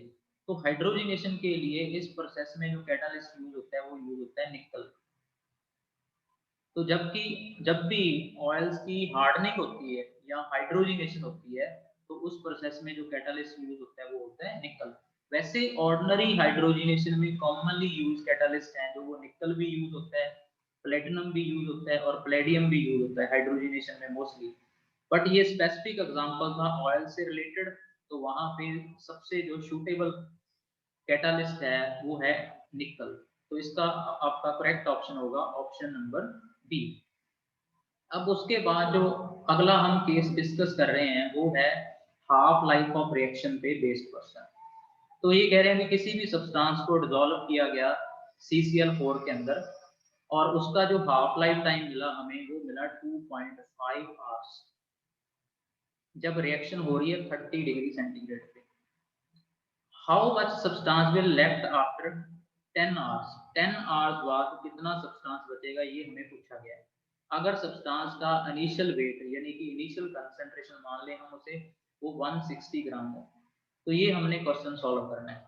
यहाँ पे बेसिकली कुछ भी मेंशन नहीं है बट ये रिएक्शन फर्स्ट ऑर्डर का एग्जांपल है। अगर इसी भी टाइप का न्यूमेरिकल आपके पास हो तो कोई भी, तो ये फर्स्ट ऑर्डर रिएक्शन का एग्जांपल है। और फर्स्ट ऑर्डर रिएक्शन के केस में nth हाफ लाइफ टाइम के बाद concentration of reacting species जो बच जाती है लेफ्ट कंसंट्रेशन वो होती है initial concentration divide by 2 raise to power n। n यहाँ पे नंबर ऑफ हाफ लाइफ्स हैं। तो इस बेस पे अगर आप देखोगे तो आपको टाइमिंग 10 घंटे दी गई है और एक हाफ लाइफ टाइम 2.5 आवर्स का। इट मींस 10 घंटे में जो नंबर ऑफ हाफ लाइफ्स होंगी, ठीक है, वो कितनी होंगी 10 divide by 2.5, it means 4 half life time होंगे 10 घंटे के अंदर। तो 10 घंटे बाद जो आपकी इनिशियल कंसंट्रेशन थी वो थी 160 ग्राम, तो 10 घंटे में 4 हाफ लाइफ है तो कितनी कंसंट्रेशन बचेगी 160 gram divide by 2 raise to power 4 that is 16, तो वो कंसंट्रेशन बचेगी आपकी 10 ग्राम। तो इस वे से आपने इस क्वेश्चन को सॉल्व करना है कि अगर किसी भी रिएक्शन के लिए nth हाफ लाइफ के बाद आपको रिएक्टिंग स्पीसीज की कंसंट्रेशन कितनी बचेगी वो पूछा जाए तो आप फार्मूला अप्लाई करोगे initial concentration divide by 2 raise to power n। और ये स्पेशली केस है किसका, फर्स्ट ऑर्डर रिएक्शन का। उसके बाद नेक्स्ट जो क्वेश्चन है अपने पास वो भी किनेटिक्स से ही रिलेटेड है और उसमें कोलिजन थ्योरी पे क्वेश्चन पूछा गया। कोलिजन थ्योरी जो है रिएक्शन रेट के लिए सबसे बढ़िया रिजल्ट देता है बायोमोलिकुलर रिएक्शंस के लिए, और हमें क्वेश्चन भी बायोमोलिकुलर रिएक्शंस के लिए पूछा गया। सबसे पहले अगर हम इसके थोड़े से बेसिक्स देखें तो कोलिजन थ्योरी के अकॉर्डिंग किसी भी रिएक्शन का जो रेट है वो डिपेंड करता है इफेक्टिव कोलिजन्स पे। Rate of reaction is controlled by effective collisions, और इफेक्टिव कोलिजन वो कोलिजन्स होते हैं that are capable of forming the product. अब किसी भी कोलिजन के इफेक्टिव होने के लिए उसे दो पैरामीटर पे खरा उतरना जरूरी है, एक एनर्जी और दूसरा है ओरिएंटेशन। एनर्जी के फैक्टर के अकॉर्डिंग वही रिएक्टेंट इफेक्टिव कोलिजन्स कर सकते हैं जिनके पास एनर्जी थ्रेशोल्ड से ज्यादा हो या उसके बराबर हो, और वही मॉलिक्यूल प्रोडक्ट बना सकते हैं जो प्रॉपर्ली ओरिएंटेड हो, और इसे हम डिनोट करते हैं स्टीरिक फैक्टर से। तो पहले तो ये आपको पता होना चाहिए कि कितने कोलिजन्स हो रही हैं टोटल, और उन कोलिजन्स में से कितनी इफेक्टिव कोलिजन्स हो रही हैं। ठीक है, तो पहला पॉइंट तो अगर हम रफली देखें तो रेट किसी भी रिएक्शन का कोलिजन थ्योरी के अकॉर्डिंग डायरेक्टली प्रोपोर्शनल होता है किसके, कोलिजन फ्रीक्वेंसी के। कोलिजन फ्रीक्वेंसी, तो कोलिजन फ्रीक्वेंसी होती है number of collisions per unit volume per unit time.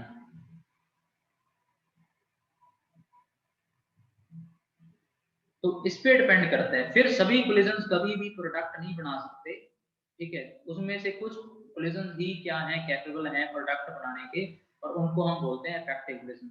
और अगर मैं यहाँ पे पूरा एक्सप्रेशन लिखूं तो कोलिजन थ्योरी के अकॉर्डिंग जो रेट होगा वो होगा k into collision frequency Z into F, that is the fraction of molecules having energy greater than or equal to threshold energy multiplied by steric factor। और जो F होता है उसकी वैल्यू हम निकालते हैं by the using Maxwell Boltzmann distribution, that is F is equal to exponential raised to power minus EA by RT into P। तो ये पूरा एक्सप्रेशन है। तो अगर इस बेस पे अब हम इसके ऑप्शन डिस्कस करें तो यहाँ पे पहला ऑप्शन है रिएक्शन इन गैसीय space are always of zero order, तो ये स्टेटमेंट ट्रू नहीं है, जीरो ऑर्डर की रिएक्शन जरूरी नहीं भी गैसीय स्पेस में जीरो ऑर्डर की रिएक्शन है। दूसरा है reaction rates are of the order of the molecular speed, तो जितनी मॉलिक्यूल्स की स्पीड हो उतने ही रिएक्शन के रेट होते हैं, ये भी ट्रू नहीं है। तीसरा पॉइंट है rate is directly proportional to number of collisions per second, ठीक है, तो ये ऑप्शन करेक्ट है। Reaction occur with every molecular collision, हर एक मॉलिक्यूलर से क्या बनता है, प्रोडक्ट बनता है, ऐसा नहीं है सिर्फ अफेक्टिव कोलिजन से ही प्रोडक्ट बनता है। तो इन सभी में से जो ज्यादा कंसेप्ट वाइज मैच कर रहा है वो ऑप्शन सी है। बेसिकली ऑप्शन में ये होना चाहिए था कि rate is directly proportional to the number of effective collisions, यहाँ कोलिजन फ्रीक्वेंसी के अकॉर्डिंगली आना चाहिए था, बट इन चार ऑप्शन में से सबसे ज्यादा जो कंसेप्ट वाइज नजदीक है वो है ऑप्शन सी। तो 24 का जो आंसर आएगा that will be option C. उसके बाद जो नेक्स्ट क्वेश्चन है 25, वो भी रेट लॉ पे बेस है और केमिकल काइनेटिक्स से ही क्वेश्चन है। इसके अंदर आपको NO2 plus CO changes to NO plus CO2 इस रिएक्शन का रेट लॉ दिया गया है, और आपको रेट लॉ जो दिया गया है इस रिएक्शन का उसके अकॉर्डिंग जो रेट होगा वो होगा A into NO2 raised to power 2। तो रेट लॉ के अंदर जो कंसंट्रेशन टर्म की पावर होती है उसे बोलते हैं ऑर्डर ऑफ द रिएक्शन। तो इस रिएक्शन का जो ऑर्डर होगा वो 2 होगा। दूसरा आप देखो भी अगर इस रिएक्शन में जो नंबर ऑफ मॉलिक्यूल्स पार्टिसिपेट कर रहे हैं, जो कोलाइड कर रहे हैं, वो भी 2 है, इसका मतलब इस रिएक्शन की जो मॉलिक्यूलैरिटी होगी वो भी कितनी होगी, 2 होगी। तो अगर इस रिएक्शन को देखो आप तो रिएक्शन की मॉलिक्यूलैरिटी भी 2 है, ऑर्डर भी 2 है, और ऑर्डर में अगर आप देखो सिर्फ कंसंट्रेशन वाली टर्म कौन अपीयर हो रही है, NO2 ही अपीयर हो रही है, CO अपीयर नहीं हो रहा। इट मीन CO की कंसंट्रेशन पे रिएक्शन का रेट डिपेंड नहीं कर रहा। तो इस बेस पे अगर आप करेक्ट इसकी ऑप्शंस देखोगे तो पहला है बायोमोलिकुलर रिएक्शन मींस मॉलिक्यूलैरिटी 2 है, ये सही है बात। ऑर्डर इज आल्सो 2, ये भी सही है बात। Since one molecule of each reactant is reacting, ठीक है, one molecule of each reactant is reacting, one molecule each reactant का रिएक्ट नहीं कर रहा रेट लॉ में, आप देखो सिर्फ NO2 ही रिएक्ट कर रहा है, तो फर्स्ट ऑप्शन इनकरेक्ट है। सेकंड में बायोमोलिकुलर है, ऑर्डर इज आल्सो 2, ये भी सही है, due to contribution of NO2, ये सही है क्योंकि रेट लॉ में सिर्फ NO2 ही अपीयर हो रहा है। तीसरे में जीरो मॉलिक्यूलैरिटी, जीरो तो नहीं है, मॉलिक्यूलैरिटी 2 है, तो थर्ड ऑप्शन भी आपका इनकरेक्ट है। तो करेक्ट ऑप्शन है आपका बी, सिर्फ कंट्रीब्यूशन NO2 का है, मॉलिक्यूलैरिटी और ऑर्डर दोनों ही रिएक्शन के 2 हैं। ऑर्डर हमें रिएक्शन का रेट लॉ से पता चलता है जो कि एक एक्सपेरिमेंटल फैक्ट बेस है, और मॉलिक्यूलैरिटी हमें पता चलती है सिंपल रिएक्शन के केस में रिएक्शन की स्टोइकियोमेट्री से। तो ये भी क्वेश्चन था काइनेटिक्स से रिलेटेड। उसके बाद जो क्वेश्चन नंबर 26 है वो simply law of chemical combination पे बेस्ड था, और ये पूछा गया था कि which law state that a chemical compound always contain the same elements. किसी भी प्योर केमिकल कंपाउंड में हमेशा एलिमेंट्स सेम रहते हैं चाहे उसके बनने का कोई भी मेथड हो, और combined in the fix ratio by the mass. This is the statement of law of definite proportion या कांस्टेंट कंपोजिशन, ये हम कह सकते हैं, ठीक है। और इसके अंदर बेसिकली जो लॉ की स्टेटमेंट है वो ये है कि कार्बन डाइऑक्साइड अगर प्योर फॉर्म में एग्जिस्ट कर रहे हैं तो इसको बनाने वाले एलिमेंट हमेशा क्या रहेंगे, कार्बन और ऑक्सीजन ही रहेंगे, और उनके जो वेट की रेशियो रहेगी कार्बन और ऑक्सीजन के इस कंपाउंड में that is 12 into 32 which is 3:8 रहेगी हमेशा, चाहे कार्बन डाइऑक्साइड के बनने का कोई भी सोर्स हो। अब कार्बन डाइऑक्साइड बेसिकली कहाँ से आ सकता है, रेस्पिरेशन से भी आ सकता है। लाइमस्टोन को अगर हम हीट करेंगे तब भी क्या बनेगा, कार्बन डाइऑक्साइड बनेगा। कार्बन की कंबस्टन होगी इन दी एक्सेस ऑफ, तब भी कार्बन डाइऑक्साइड बनेगा। तो कार्बन डाइऑक्साइड के बनने का कोई भी मोड हो उसमें हमेशा एलिमेंट कार्बन और ऑक्सीजन होंगे, कांस्टेंट कंपोजिशन रहेगी, और उनके एलिमेंट्स की जो मास या वेट की रेशियो होगी वो भी क्या रहेगी, फिक्स रहेगी। तो ये क्वेश्चन नंबर 26 बेस था। लॉ ऑफ डेफिनेट प्रोपोर्शन और लॉ ऑफ कांस्टेंट कंपोजिशन पे। तीसरे क्वेश्चन में हमें मोर सॉल्ट जो कि फेरस अमोनियम सल्फेट होता है उसका इक्विवेलेंट वेट पूछा गया है। तो किसी भी सब्सटेंस का इक्विवेलेंट वेट होता है molecular weight of that substance divide by, अगर वो एसिड हो तो बेसिसिटी से डिवाइड होता है, बेस हो तो एसिडिटी से डिवाइड होगा, और अगर एसिड या बेस की बात नहीं कर रहे तो हम नंबर ऑफ इलेक्ट्रॉन से डिवाइड करेंगे जितने वो गेन या लॉस कर रहा है किसी भी केमिकल रिएक्शन में। तो अब आप देखो भी मोर सॉल्ट के अंदर प्रेजेंट है फेरस आयन। तो जब मोर सॉल्ट केमिकल रिएक्शंस में रिएक्ट करता है तो Fe2 पॉजिटिव आयन होते हैं रिड्यूसिंग एजेंट, और जब वो ऑक्सीडाइजिंग एजेंट के साथ रिएक्ट करते हैं तो Fe2 पॉजिटिव आयन यानी कि फेरस आयन किसमें चेंज हो जाते हैं, फेरिक सॉल्ट में। तो मोर सॉल्ट जब भी रिएक्शंस में पार्टिसिपेट करता है तो फेरस आयन चेंज होते हैं फेरिक सॉल्ट में, और इस प्रोसेस में एक इलेक्ट्रॉन का लॉस होता है। तो जब ये रिड्यूसिंग एजेंट एक्ट कर रहा है फेरस आयन जो मोर सॉल्ट के अंदर प्रेजेंट है वो एक इलेक्ट्रॉन का लॉस करते हैं, इक्विवेलेंट वेट होगा molecular weight divide by 1। It means more salt के लिए इक्विवेलेंट वेट और मॉलिक्यूलर वेट क्या होंगे, सेम होंगे, क्योंकि इनमें जो डिवाइडिंग फैक्टर है नंबर ऑफ इलेक्ट्रॉन्स जो रिएक्शन में पार्टिसिपेट कर रहे हैं वो क्या है, 1 है। तो यहाँ पे आपका जो मॉलिक्यूलर वेट है और इक्विवेलेंट वेट क्या होंगे, सेम होंगे। तो इसका करेक्ट ऑप्शन होगा आपका ऑप्शन ए। अब उसके बाद जो नेक्स्ट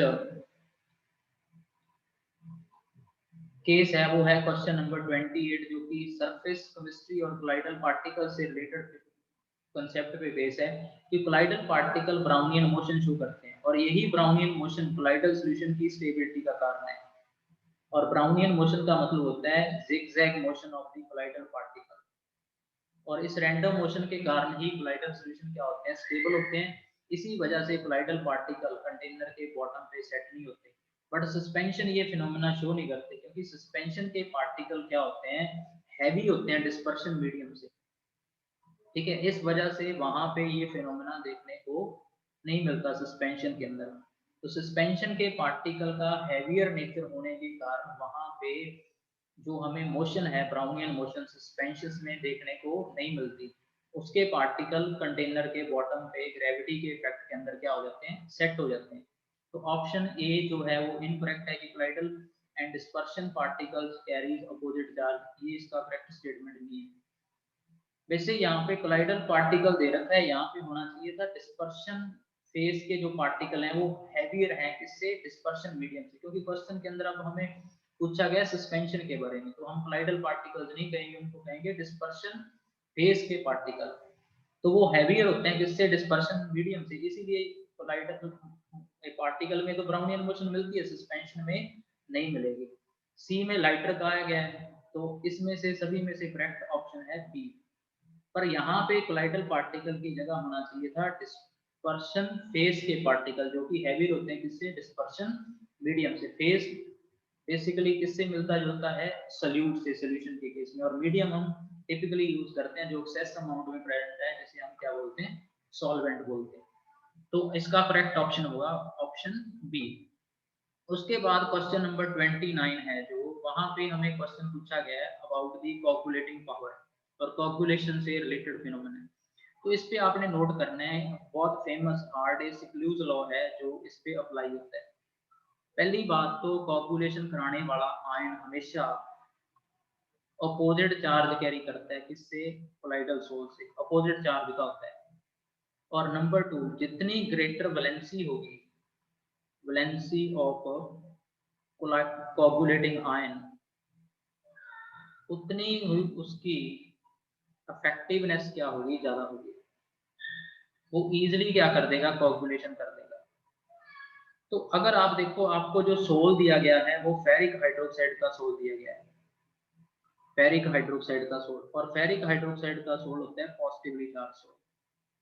तो इसको जो कोगुलेट करवाने वाला आयन होगा वो इससे अपोजिट चार्ज का होगा, मतलब इसको कोगुलेट करवाएगा कौन, नेगेटिवली चार्ज आयन।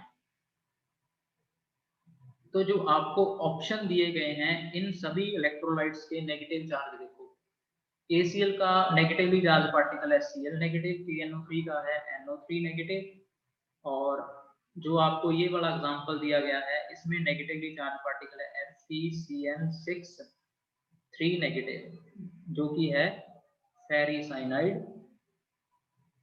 और लास्ट आपको ऑप्शन में नेगेटिवली चार्ज पार्टिकल है सल्फेट, इसकी वैलेंसी 2 है, इसकी वैलेंसी आपको 3 मिलेगी और इन दोनों की वैलेंसी 1 है। तो सबसे ज्यादा कोगुलेटिंग पावर किसकी होगी? जिसकी वैलेंसी ज्यादा होगी, और उसकी कोगुलेटिंग वैल्यू क्या होगी? कम होगी। कोगुलेटिंग पावर ज्यादा होगी, कोगुलेटिंग वैल्यू कम होगी। तो सबसे ज्यादा कोगुलेटिंग वैल्यू वाला कौन है? ये वाला नेगेटिवली चार्ज है। तो आपका इस केस में करेक्ट ऑप्शन आएगा ऑप्शन सी। बेस था ये फेमस हार्डे-सिक्लूज लॉ पे, क्वेश्चन नंबर 29। फेरिक हाइड्रोक्साइड की सोल पॉजिटिवली चार्ज सोल होता है। अब उसके बाद अगर हम नेक्स्ट केस देखते हैं, वो है based on again surface chemistry, और ये typically based है क्वेश्चन इस पे लैंगमेयर एडसॉर्प्शन आइसोथर्म पे।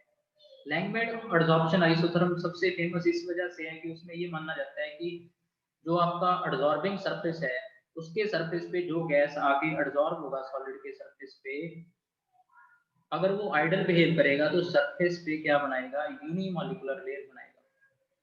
ये सबसे इसका बेसिक पॉइंट है अगर हम लैंगमेयर के आइसोथर्म के बारे में डिस्कस करें।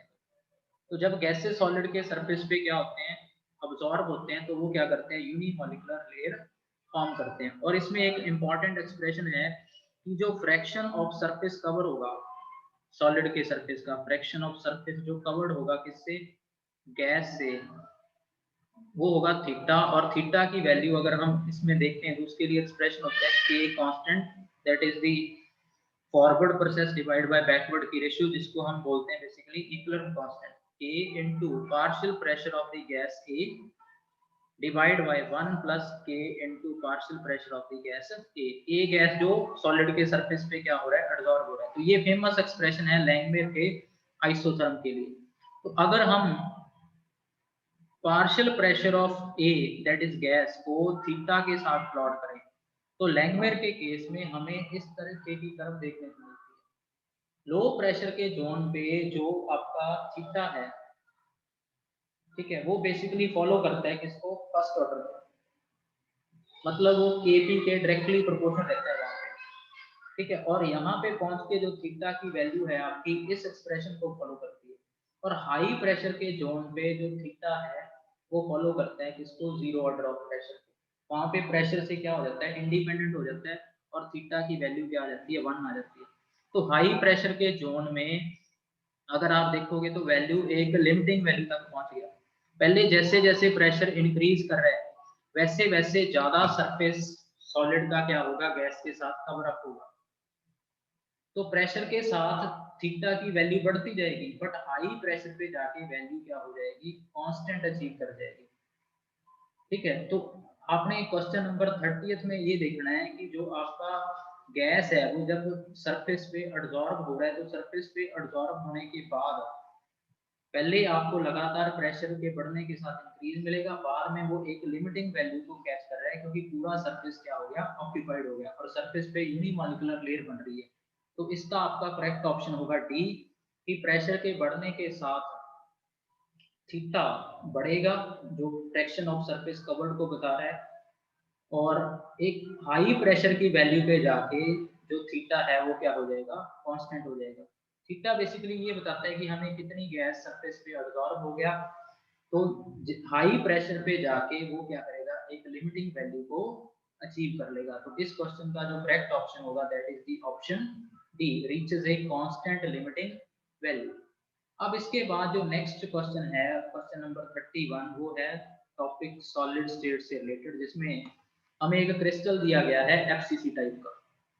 और एफसीसी टाइप के क्रिस्टल में जो फॉर्मूला यूनिट्स होते हैं या नंबर ऑफ पार्टिकल्स होते हैं जेड, उनकी वैल्यू होती है 4। एक यूनिट सेल के अंदर टोटल नंबर ऑफ एटम्स पर यूनिट सेल आता है 4। और हमें दिया गया है कि इस सेल की जो डेंसिटी है एफसीसी क्रिस्टल सिस्टम की वो है 10 ग्राम पर मीटर क्यूब। और जो एफसीसी सेल है उसकी एक जो एज है, एज की लेंथ हमें दी गई है बेसिकली एज लेंथ 100 पिकोमीटर। हमें पूछा गया है कि इस टाइप के सब्सटेंस का अगर आपके पास 100 ग्राम प्रेजेंट हो तो उसके अंदर कितने एटम्स प्रेजेंट होंगे। तो आपको पता है कि एक यूनिट सेल के अंदर 4 एटम प्रेजेंट हैं। अगर हम ये पता कर लें कि 100 ग्राम के अंदर how many number of unit cells present हैं, तो उससे हम नंबर ऑफ एटम निकाल सकते हैं, क्योंकि एक यूनिट सेल के अंदर नंबर ऑफ पार्टिकल्स 4 हैं। तो हमने 100 ग्राम ऑफ सैंपल के अंदर क्या पता करना है, बेसिकली ये पता करना है कि कितने नंबर ऑफ यूनिट सेल होंगे। तो ये हम कैसे पता करेंगे, हमें डेंसिटी दी गई हुई है 10 ग्राम पर सेंटीमीटर क्यूब, हमें इसका मास दिया गया है कि कितना है, that is the 100 gram cube. Density पता है आपको, मास पता है, तो हम 100 ग्राम का क्या निकाल लें, वॉल्यूम निकाल लें, जो सैंपल का वॉल्यूम होगा। तो वॉल्यूम कैसे निकालेंगे, हम डेंसिटी और मास को यूज करेंगे, तो वो आएगा आपके पास मास डिवाइड बाय डेंसिटी। तो मास आपको 100 ग्राम दिया गया है, डेंसिटी आपको 10 ग्राम पर मीटर क्यूब दी गई है, तो यहाँ से आपके पास जो वैल्यू बनेगी वो बनेगी 10 मीटर क्यूब। तो 100 ग्राम आपका जो सैंपल है उसका जो वॉल्यूम होगा वो होगा 10 मीटर क्यूब। अब आपको एक यूनिट सेल की एज लेंथ दी गई है 100 पिकोमीटर। 100 पिको का मतलब हो गया ये 10 की पावर -12 मीटर, और हम इसे लिख सकते हैं 100 इंटू 10⁻⁻12 मीटर। तो ये बेसिकली बन जाएगा आपका 10⁻⁻10 मीटर। 100 पिकोमीटर के बनेंगे 10⁻⁻10 मीटर। अब एक यूनिट सेल का अगर हम वॉल्यूम निकालेंगे तो वो होगा 10⁻⁻10 मीटर रेज़ टू पावर 3, क्योंकि एच लेंथ का क्यूब होता है वॉल्यूम, तो ये आ जाएगा 10⁻⁻30 मीटर क्यूब। तो ये एक यूनिट सेल का वॉल्यूम आ गया। ये आपके सैंपल जो 100 ग्राम दिया गया है उसका वॉल्यूम निकाल लिया हमने डेंसिटी से। तो नंबर ऑफ यूनिट सेल कितने होंगे, नंबर ऑफ यूनिट सेल वो होंगे total volume that is 10 metre cube divide by volume of one unit cell that is 10⁻31 metre cube. तो नंबर ऑफ यूनिट सेल आ गया आपके पास 10⁻+31। इतने यूनिट सेल होंगे 100 ग्राम सैंपल के अंदर। अब हमें पता है एक यूनिट सेल के अंदर नंबर ऑफ पार्टिकल 4 है, तो टोटल नंबर ऑफ जो एटम्स होगा वो क्या होगा, number of unit cell that is 10⁻31 multiplied by number of particle in one unit cell. तो आंसर आएगा आपका 4 × 10⁻31 एटम्स। तो आपके जो क्वेश्चन का करेक्ट आंसर होगा वो होगा ऑप्शन ए। तो ये डेंसिटी से हमने 100 ग्राम सैंपल के अंदर क्या निकाले हैं, नंबर ऑफ एटम्स निकाले हैं एफसीसी यूनिट सेल के लिए। अब उसके बाद जो नेक्स्ट केस है अपने पास, वो भी सॉलिड स्टेट के टॉपिक से रिलेटेड है कि किस टाइप के डिफेक्ट के अंदर डेंसिटी में डिक्रीज आता है। और आपने एक बात नोट करनी है कि हमारे पास डिफेक्ट्स में एक टाइप होती है स्टोइकोमेट्रिक डिफेक्ट्स की। ऐसे डिफेक्ट जिनमें सैंपल्स में डिफेक्ट होने के बाद भी मॉलिक्यूलर केमिकल कंपोजिशन के अंदर कोई भी डिफरेंस नहीं आता। और स्टोइकोमेट्रिक डिफेक्ट में दो टाइप के डिफेक्ट होते हैं, शॉर्टकी डिफेक्ट और फ्रैंकल डिफेक्ट। फ्रैंकल डिफेक्ट में कटायन अपनी नॉर्मल साइड से मिस होके इंटरस्टिशियल साइड में चले जाते हैं, बट क्रिस्टल को लीव नहीं करते। शॉर्टकी डिफेक्ट में कटायन और अनायन दोनों ही लैटिस साइड से डिस्प्लेस होके क्रिस्टल के सरफेस को लीव कर जाते हैं। तो शॉर्टकी डिफेक्ट में कटायन और अनायन के सरफेस लैटिस साइड को मिस करके सरफेस को लीव करने से यहाँ पे मैटर का लॉस होता है, जबकि लैटिस का वॉल्यूम वही बना रहता है। तो यहाँ पे मैटर के लॉस होने के कारण डेंसिटी में डिक्रीज आता है, जबकि इस डिफेक्ट में कटायन सिर्फ इंटरस्टिशियल साइड में मूव करते हैं, क्रिस्टल के सरफेस को लीव नहीं करते। तो इसीलिए जिन क्रिस्टल में फ्रैंकल डिफेक्ट होगा उनमें डेंसिटी में कोई चेंज देखने को नहीं मिलेगा। तो आपका जो इस क्वेश्चन का करेक्ट आंसर होगा वो होगा शॉर्टकी डिफेक्ट, जिसमें हमें डेंसिटी में क्या देखने को मिलता है, डिक्रीज देखने को मिलता है। उसके बाद जो क्वेश्चन नंबर 33 है वो है basically related with the colligative properties. और इसमें जो क्वेश्चन पूछा गया है हमें वो डिप्रेशन इन फ्रीजिंग पॉइंट से रिलेटेड क्वेश्चन पूछा गया है। और हमें ये पूछा गया है कि अगर आपके पास 1 लीटर वाटर का सैंपल हो, सॉल्वेंट आपका वाटर है 1 लीटर, और 1 लीटर वाटर का हम अगर मास मान लें तो अप्रोक्सीमेटली क्या होगा, वो 1000 ग्राम होगा, यानी कि 1 किलो होगा। तो 1 किलोग्राम सैंपल आपके पास वाटर का है, क्योंकि हमें मोलैलिटी के लिए वेट ऑफ दी सॉल्वेंट चाहिए, तो हमने अप्रोक्सीमेटली इसका वेट मान लिया कि 1 किलोग्राम है। हमें पूछा गया है कि इस सॉल्वेंट के अंदर हम कितना इथेनॉल डालें कि जो वाटर है उसका फ्रीजिंग पॉइंट 0 डिग्री से चेंज होके कितना हो जाए सोल्यूशन के लिए 14 फारेनहाइट हो जाए। और आपको वाटर के लिए केएफ वैल्यू दी गई है 1.86 केएफ की वैल्यू, जो कि होती है केल्विन किलोग्राम पर मोल। तो ये हमें वैल्यू दी गई है। तो केएफ की वैल्यू दी गई है हमें, और इथेनॉल और वाटर का हमें वैल्यू दिया गया है। हमें इथेनॉल की क्वांटिटी पूछी गई है इसमें। तो सबसे पहले जो आपको चेंजेस दिए गए हैं टेम्परेचर में, वो फारेनहाइट में दिए गए हैं। पहले आप इसको सेल्सियस में चेंज करोगे। आपने फारेनहाइट और सेल्सियस का रिलेशन यूज करना है, और जब वो रिलेशन यूज करके आप सॉल्व करोगे तो ये 14 फारेनहाइट आएगा आपके पास -10 डिग्री सेंटीग्रेड। तो जो प्योर वाटर का फ्रीजिंग पॉइंट होता है वो होता है बेसिकली 0 डिग्री सेंटीग्रेड, और जो सोल्यूशन आपका फ्रीज कर रहा है वो -10 पे फ्रीज कर रहा है। तो जो डिप्रेशन इन फ्रीजिंग पॉइंट आएगा वो आएगा आपका 10 डिग्री सेंटीग्रेड। तो अब हमें रिलेशन पता है कि delta T F is equal to होता है K F into molality of the sample. K F होता है cryoscopic constant for the solvent, जो हमें 1.86 गिवन है। तो ये बन जाएगा K F into molality of the substance, that is weight of solute divide by its molecular mass divide by weight of solvent in kilogram. अगर किलोग्राम में लिख रहे हो तो आप ऊपर 1000 से मल्टीप्लाई नहीं करोगे।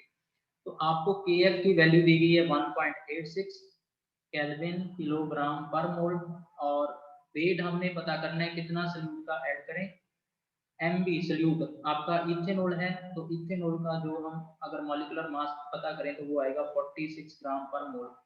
तो यहाँ पे आ जाएगा 46 gram per mole multiplied by weight of the solvent is 1 kg। तो यहाँ पे 1 पुट हो जाएगा। और दूसरी तरफ आपके पास डेल्टा टीएफ की जो वैल्यू है वो 10 डिग्री सेंटीग्रेड है, जिसको आप केल्विन लिख सकते हो। यहाँ पे मैंने केल्विन किलोग्राम पर मोल लिख दिया, आप इसको सेंटीग्रेड की फॉर्म में लिख दो, सेंटीग्रेड किलोग्राम पर केल्विन।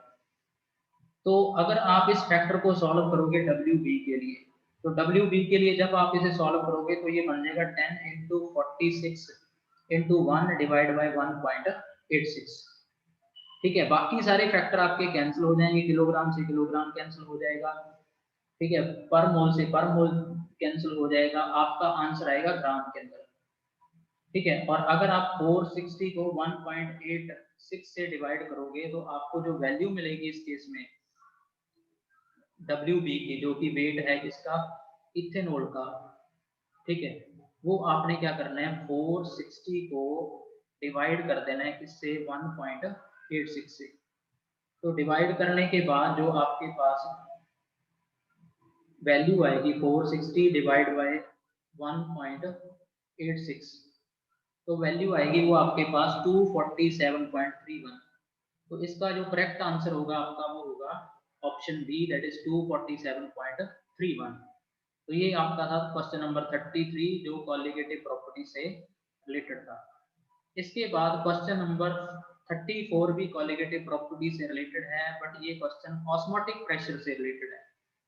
तो अगर हम देखें तो यहाँ पे जो आपका सल्यूट आपको दिया गया है वो कह रहे हैं कि सिर्फ 50% ही डिसोसिएट हुआ है, और आपका जो सल्यूट है वो डिसोसिएट कर रहा है, सल्यूट डिसोसिएट कर रहा है, आइडल बिहेवियर नहीं शो कर रहा। तो इस केस में हम वेंट ऑफ फैक्टर को यूज करेंगे, क्योंकि कंप्लीट डिसोसिएशन नहीं हुई तो वेंट ऑफ फैक्टर को हम यूज करेंगे। वेंट ऑफ फैक्टर होता है आइटा। तो जो इस केस में ऑस्मोटिक प्रेशर पता करने के लिए हम फॉर्मूला अप्लाई करेंगे उसमें आइटा इंट्रोड्यूस हो जाएगा, ताकि हमारे पास अब नॉर्मल मोलर मास ना आए, नॉर्मल मोलर मास आए। क्योंकि अगर हम वेंट ऑफ फैक्टर यूज नहीं करेंगे तो आपका सल्यूट नॉन आइडल बिहेव कर रहा है, क्योंकि वो डिसोसिएशन शो कर रहा है सल्यूट है जो सॉल्वेंट के अंदर। और जो आपको सॉल्यूशन की कंसंट्रेशन दी गई है वो डेसीमोलर दी गई है। डेसीमोलर का मतलब 0.1 मोलर। और आपको ये कहा गया है कि पोटेशियम फेरोसाइनाइड 50% क्या कर रहा है, डिसोसिएट कर रहा है। पोटेशियम फेरोसाइनाइड का मतलब है K4Fe(CN6) फेरोसाइनाइड। तो जब ये डिसोसिएट करेगा तो डिसोसिएट करने के बाद इसमें जो नंबर ऑफ आयंस बनेंगे वो 5 बनेंगे। ठीक है, 4 पोटेशियम बनेंगे और एक बनेगा आपका फेरोसाइनाइड वाला आयन। अब आपको इसकी डिसोसिएशन यानी कि अल्फा 50% दी गई है। 50% का मतलब ये 50/100 हो गया, तो ये 1/2 आ गया आपका। अल्फा आपको 1/2 दिया गया। अब हम डिग्री ऑफ डिसोसिएशन और आइटा का रिलेशन यूज करेंगे और उसके अकॉर्डिंग जो अल्फा होता है वो वेन टॉप फैक्टर से इस रिलेशन से रिलेट होता है। आइटा वेन टॉप फैक्टर है, एम नंबर ऑफ आयंस जो फॉर्म हो रहे हैं डिसोसिएशन के बाद, और अल्फा है डिग्री ऑफ डिसोसिएशन। तो अब हम यहाँ से आइटा निकालेंगे, तो आइटा -1 नंबर ऑफ आयंस जो पोटेशियम फेरोसाइनाइड से बन रहे हैं वो टोटल 5 बन रहे हैं, तो यहाँ पे आ जाएगा 5 - 1 इज इक्वल टू अल्फा जो कि आपका 1/2 है। तो आइटा -1 की वैल्यू आ जाएगी 1/2, 5 - 1 यहाँ पे 4 आ जाएगा। तो आइटा के लिए जब इसे सॉल्व करोगे तो आपको आंसर मिलेगा 3। तो आइटा आपका आ गया 3। अब आर जो है वो यूनिवर्सल गैस कांस्टेंट है और आपने प्रेशर निकालना है, तो इस केस में जो आप आर की वैल्यू यूज करोगे वो यूज करोगे 0.0821 एटमॉस्फेरिक यूनिट लीटर पर मोल पर केल्विन, और टेम्परेचर आपको 300 केल्विन दिया गया है। अब आपके पास सारे पैरामीटर आ गए क्वेश्चन के लिए। तो जो पाई होगा आपका आइटा 3 पुट करोगे, हम सी कंसंट्रेशन पुट करोगे 0.1 मोलर, मोलर मतलब मोल पर लीटर, और आर पुट करोगे 0.0821 एटमॉस्फेयर लीटर पर मोल पर केल्विन, और टेम्परेचर आप पुट करोगे 300 केल्विन। ये सारे पैरामीटर आपने पुट कर दिए। अब आप इसे पाई के लिए सॉल्व करोगे, तो आप देखोगे मोल पर लीटर और ये वाला फैक्टर कैंसिल हो जाएंगे, केल्विन पर केल्विन कैंसिल हो जाएंगे, तो आपके पास सिर्फ एटमॉस्फेरिक यूनिट बचेगा। तो आंसर आएगा आपका 3 into 0.1 multiplied by 0.0821 into 300 atmospheric unit. तो इन सभी फैक्टर को आपने क्या कर देना है, मल्टीप्लाई कर देना है, और मल्टीप्लाई करने के बाद जब आप सॉल्व करोगे तो इसको आपको अप्रोक्सीमेट आंसर मिलेगा 7.48 एटमॉस्फेरिक यूनिट डिग्री। तो आपका इस केस में करेक्ट आंसर आएगा ऑप्शन ए। इस वे से ये क्वेश्चन आपने क्या करना है, सॉल्व करना है। कैसे पता चला भी आइटा इंट्रोड्यूस करना है, आपको कह रहा है भी जो सोल्यूट है आपका वो डिसोसिएट कर रहा है, डिसोसिएशन हो रही है तो सोल्यूट नॉन आइडल बिहेव कर रहा है, आइडल सॉल्यूशन नहीं है, तो वहां पे आप वेन टॉप फैक्टर क्या करोगे, इंट्रोड्यूस करोगे कॉलिगेटिव प्रॉपर्टी के अंदर, ताकि आपका जो मास है सोल्यूट का अगर आप वो इंट्रोड्यूस नहीं करते तो वो नॉर्मल आता है। तो इसीलिए करेक्शन फैक्टर अप्लाई किया जाता है जब आपका सोल्यूट एसोसिएट करे या डिसोसिएट करे। तो अगला क्वेश्चन है अपने पास क्वेश्चन नंबर 35, ये भी सॉल्यूशन और कॉलिगेटिव प्रॉपर्टी से रिलेटेड था कि अगर एजोट्रोपिक आपके पास सॉल्यूशन हो दो लिक्विड का जिनका boiling point higher than either of the components है, तो उस केस में कौन सा डेविएशन आ रहा है। सबसे पहले आप नोट करोगे कि एजोट्रोपिक मिक्सचर जो कांस्टेंट बॉइलिंग पॉइंट मिक्सचर्स होते हैं उसमें दो केस होते हैं। पहले तो नॉन आइडल सॉल्यूशंस में ये बिहेवियर देखने को मिलता है, जो भी सॉल्यूशन राउल्ट्स लॉ से पॉजिटिव डेविएशन शो करते हैं उनके केस में वेपर प्रेशर में हमें इंक्रीज देखने को मिलता है, जो हम प्रेडिक्ट करते हैं किससे, राउल्ट्स लॉ से। तो आपका टोटल वेपर प्रेशर सॉल्यूशन का जो एक्सपेक्ट करते हैं हम राउल्ट्स लॉ से उससे ज्यादा आ जाता है इस केस में, क्योंकि आपके सल्यूट और सॉल्वेंट की इंटरेक्शन पॉजिटिव डेविएशन के केस में वीक होती है। तो अगर वेपर प्रेशर एक्सपेक्टेड बिहेवियर से इंक्रीज कर रहा है तो वेपर प्रेशर इंक्रीज करने से आपके मिक्सचर का बॉइलिंग पॉइंट क्या करेगा, डिक्रीज करेगा। बट नेगेटिव डेविएशन के केस में जो वेपर प्रेशर है जो राउल्ट्स लॉ से हम एक्सपेक्ट करते हैं उससे बेसिकली कम आता है। क्यों कम आता है, क्योंकि इस केस में नए टाइप के फोर्स पैदा होने से इंटरेक्शंस क्या हो जाती हैं, स्ट्रांग हो जाती हैं, और अगर इंटरेक्शन स्ट्रांग होती है तो वेपर प्रेशर डिक्रीज करता है, और जब सिस्टम का वेपर प्रेशर डिक्रीज करेगा तो बॉइलिंग पॉइंट क्या करेगा, इंक्रीज करेगा। तो हमें कह रहा है कि कोई दो लिक्विड्स का एजोट्रोपिक मिक्सचर बना और उसका बॉइलिंग पॉइंट दोनों से ज्यादा है, दोनों से ज्यादा होने का मतलब वो राउल्ट्स लॉ से कौन सा डेविएशन शो कर रहे हैं, नेगेटिव डेविएशन शो कर रहे हैं, क्योंकि दोनों को मिक्स करने के बाद जो सल्यूट और सॉल्वेंट की इंटरेक्शन है वो कंपैरेटिवली स्ट्रांग है। सल्यूट सल्यूट और यहाँ सॉल्वेंट सॉल्वेंट इंटरेक्शन स्ट्रांग होने से आपको वेपर प्रेशर में डिक्रीज देखने को मिलेगा, जिससे बॉइलिंग पॉइंट क्या कर जाएगा, इंक्रीज कर जाएगा। अब उसके बाद नेक्स्ट क्वेश्चन भी कॉलिगेटिव प्रॉपर्टी से ही रिलेटेड है कि किसी भी नॉन वोलेटाइल सब्सटेंस का अगर आपने मोलर मास पता करना है तो हमें पता है 4 कॉलिगेटिव प्रॉपर्टी यूज करते हैं जो ऑप्शन में दी गई है। पूछा गया है कि बेस्ट कौन सी है इसमें से, तो बेस्ट है ऑस्मोटिक प्रेशर। रीजन क्या है, एक तो ऑस्मोटिक प्रेशर हम रूम टेम्परेचर पे ही मेजर कर सकते हैं, और दूसरा जो इस ऑस्मोटिक प्रेशर क्वांटिटी की वैल्यू आती है वो क्या होती है, बहुत हाई वैल्यू होती है। और जितनी आपकी क्वांटिटी की वैल्यू हाई होगी उतने ही आपके मॉलिक्यूलर मास पता करने में एरर के चांसेस क्या होंगे, कम होंगे। अब जैसे आप डिप्रेशन और एलिवेशन इन बॉइलिंग पॉइंट का केस देखते हैं, डिप्रेशन इन फ्रीजिंग पॉइंट और एलिवेशन इन बॉइलिंग पॉइंट का केस, तो उस केस में जो चेंजेस आते हैं बॉइलिंग पॉइंट्स में या डिप्रेशन पॉइंट्स, डिप्रेशन आता है फ्रीजिंग पॉइंट्स में, वो बहुत माइन्यूट होते हैं। तो मॉलिक्यूलर मास पता करने में अगर आपकी ऑब्जर्वेशन बहुत माइन्यूट है तो एरर के चांसेस क्या होंगे, ज्यादा होंगे। जबकि ऑस्मोटिक प्रेशर की जो वैल्यूज होती हैं रूम टेम्परेचर पे वो बहुत ज्यादा हाई होती हैं, तो जिस वजह से एरर के चांसेस क्या रहते हैं, कम रहते हैं। तो एक तो इसको रूम टेम्परेचर पे ऑब्जर्व किया जा सकता है, किसी टाइप की हीटिंग कूलिंग की जरूरत नहीं है।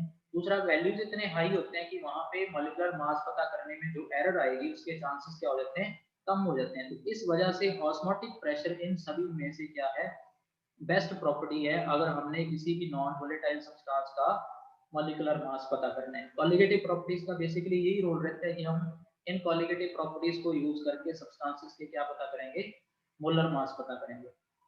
अगला क्वेश्चन भी रिलेटेड था कॉलिगेटिव प्रॉपर्टी से, कि अगर आपका सैंपल में सल्यूट इलेक्ट्रोलाइट हो तो इलेक्ट्रोलाइट आपको पता है क्या करते हैं, डिसोसिएट करते हैं।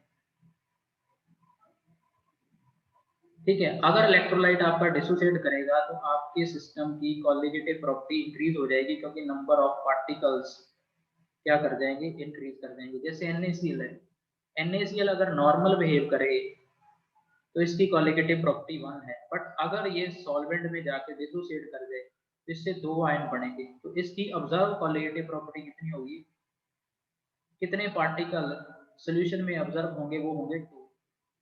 तो जो इलेक्ट्रोलाइट्स होते हैं वो डिसोसिएट करते हैं, डिसोसिएशन से कॉलिगेटिव प्रॉपर्टी में इंक्रीज आता है। और वेंट ऑफ फैक्टर क्या होता है, ऑब्जर्व कॉलिगेटिव प्रॉपर्टी और नॉर्मल कॉलिगेटिव प्रॉपर्टी की रेशियो होता है।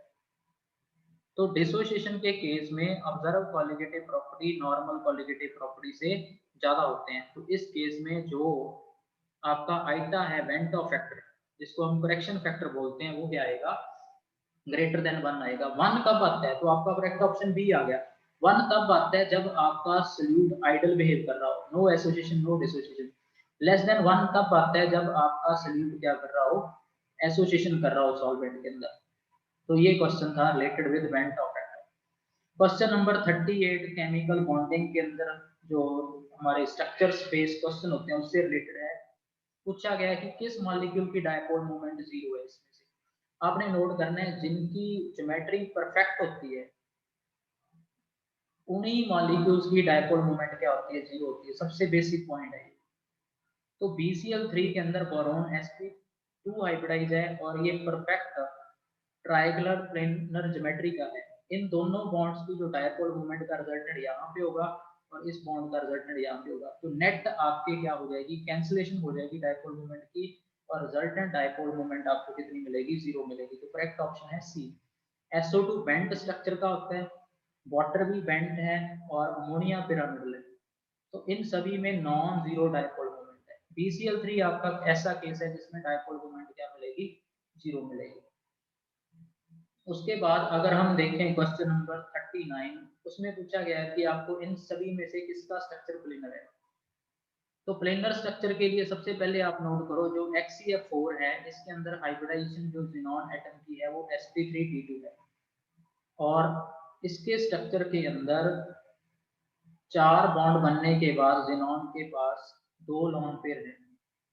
तो यही स्क्वायर प्लेनर ज्योमेट्री का है, पहली बात। तो दूसरे केस में बोरॉन की हाइब्रिडाइजेशन है Bf4 नेगेटिव में, वो sp3 है, एक कोऑर्डिनेट बॉन्ड है टेट्राहेड्रल ज्योमेट्री के अंदर जो F नेगेटिव बना रहा है, और बाकी 3 नॉर्मल बॉन्ड है, यहाँ पे टेट्राहेड्रल ज्योमेट्री है।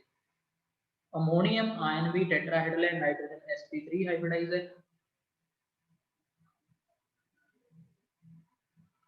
तो इन सभी में से जो प्लेनर स्ट्रक्चर शो करेगा वो कौन करेगा, HCl4 शो करेगा। उसके बाद क्वेश्चन नंबर जो 40 है वो मेटेलिक क्लस्टर से रिलेटेड है, मतलब क्वेश्चन ये मेटेलिक बॉन्ड से है। तो मेटेलिक बॉन्ड में क्या होते हैं, पॉजिटिवली चार्ज कर्नल्स, कर्नल्स में आ जाता है आपका न्यूक्लियस और इनर कोर के इलेक्ट्रॉन्स। और एक होते हैं मोबाइल इलेक्ट्रॉन्स। तो पॉजिटिव चार्ज के कर्नल और मोबाइल इलेक्ट्रॉन के बीच की इंटरेक्शंस को हम बोलते हैं मेटेलिक बॉन्ड। अब जो किसी भी मेटल की लस्टर होती है, उस लस्टर का कारण होते हैं मोबाइल इलेक्ट्रॉन्स की फ्री मूवमेंट्स। मोबाइल इलेक्ट्रॉन की फ्री मूवमेंट्स के कारण ही किसी मेटल के पास क्या होती है, लस्टर होती है। तो इन सभी में से आपके पास जो चार ऑप्शन है, उनमें से करेक्ट ऑप्शन है oscillation of the loose electron. जो आपके इलेक्ट्रॉन्स होते हैं फ्री मूव करने वाले, उनकी ऑसिलेशन से ही मेटल्स के पास क्या होती है, लस्टर होती है। तो ये हमने आज सेकंड पार्ट के अंदर क्वेश्चन नंबर 21 से 40 तक डिस्कस किया है। नेक्स्ट पार्ट के अंदर भी हम इसी तरीके से और क्वेश्चन डिस्कस करेंगे।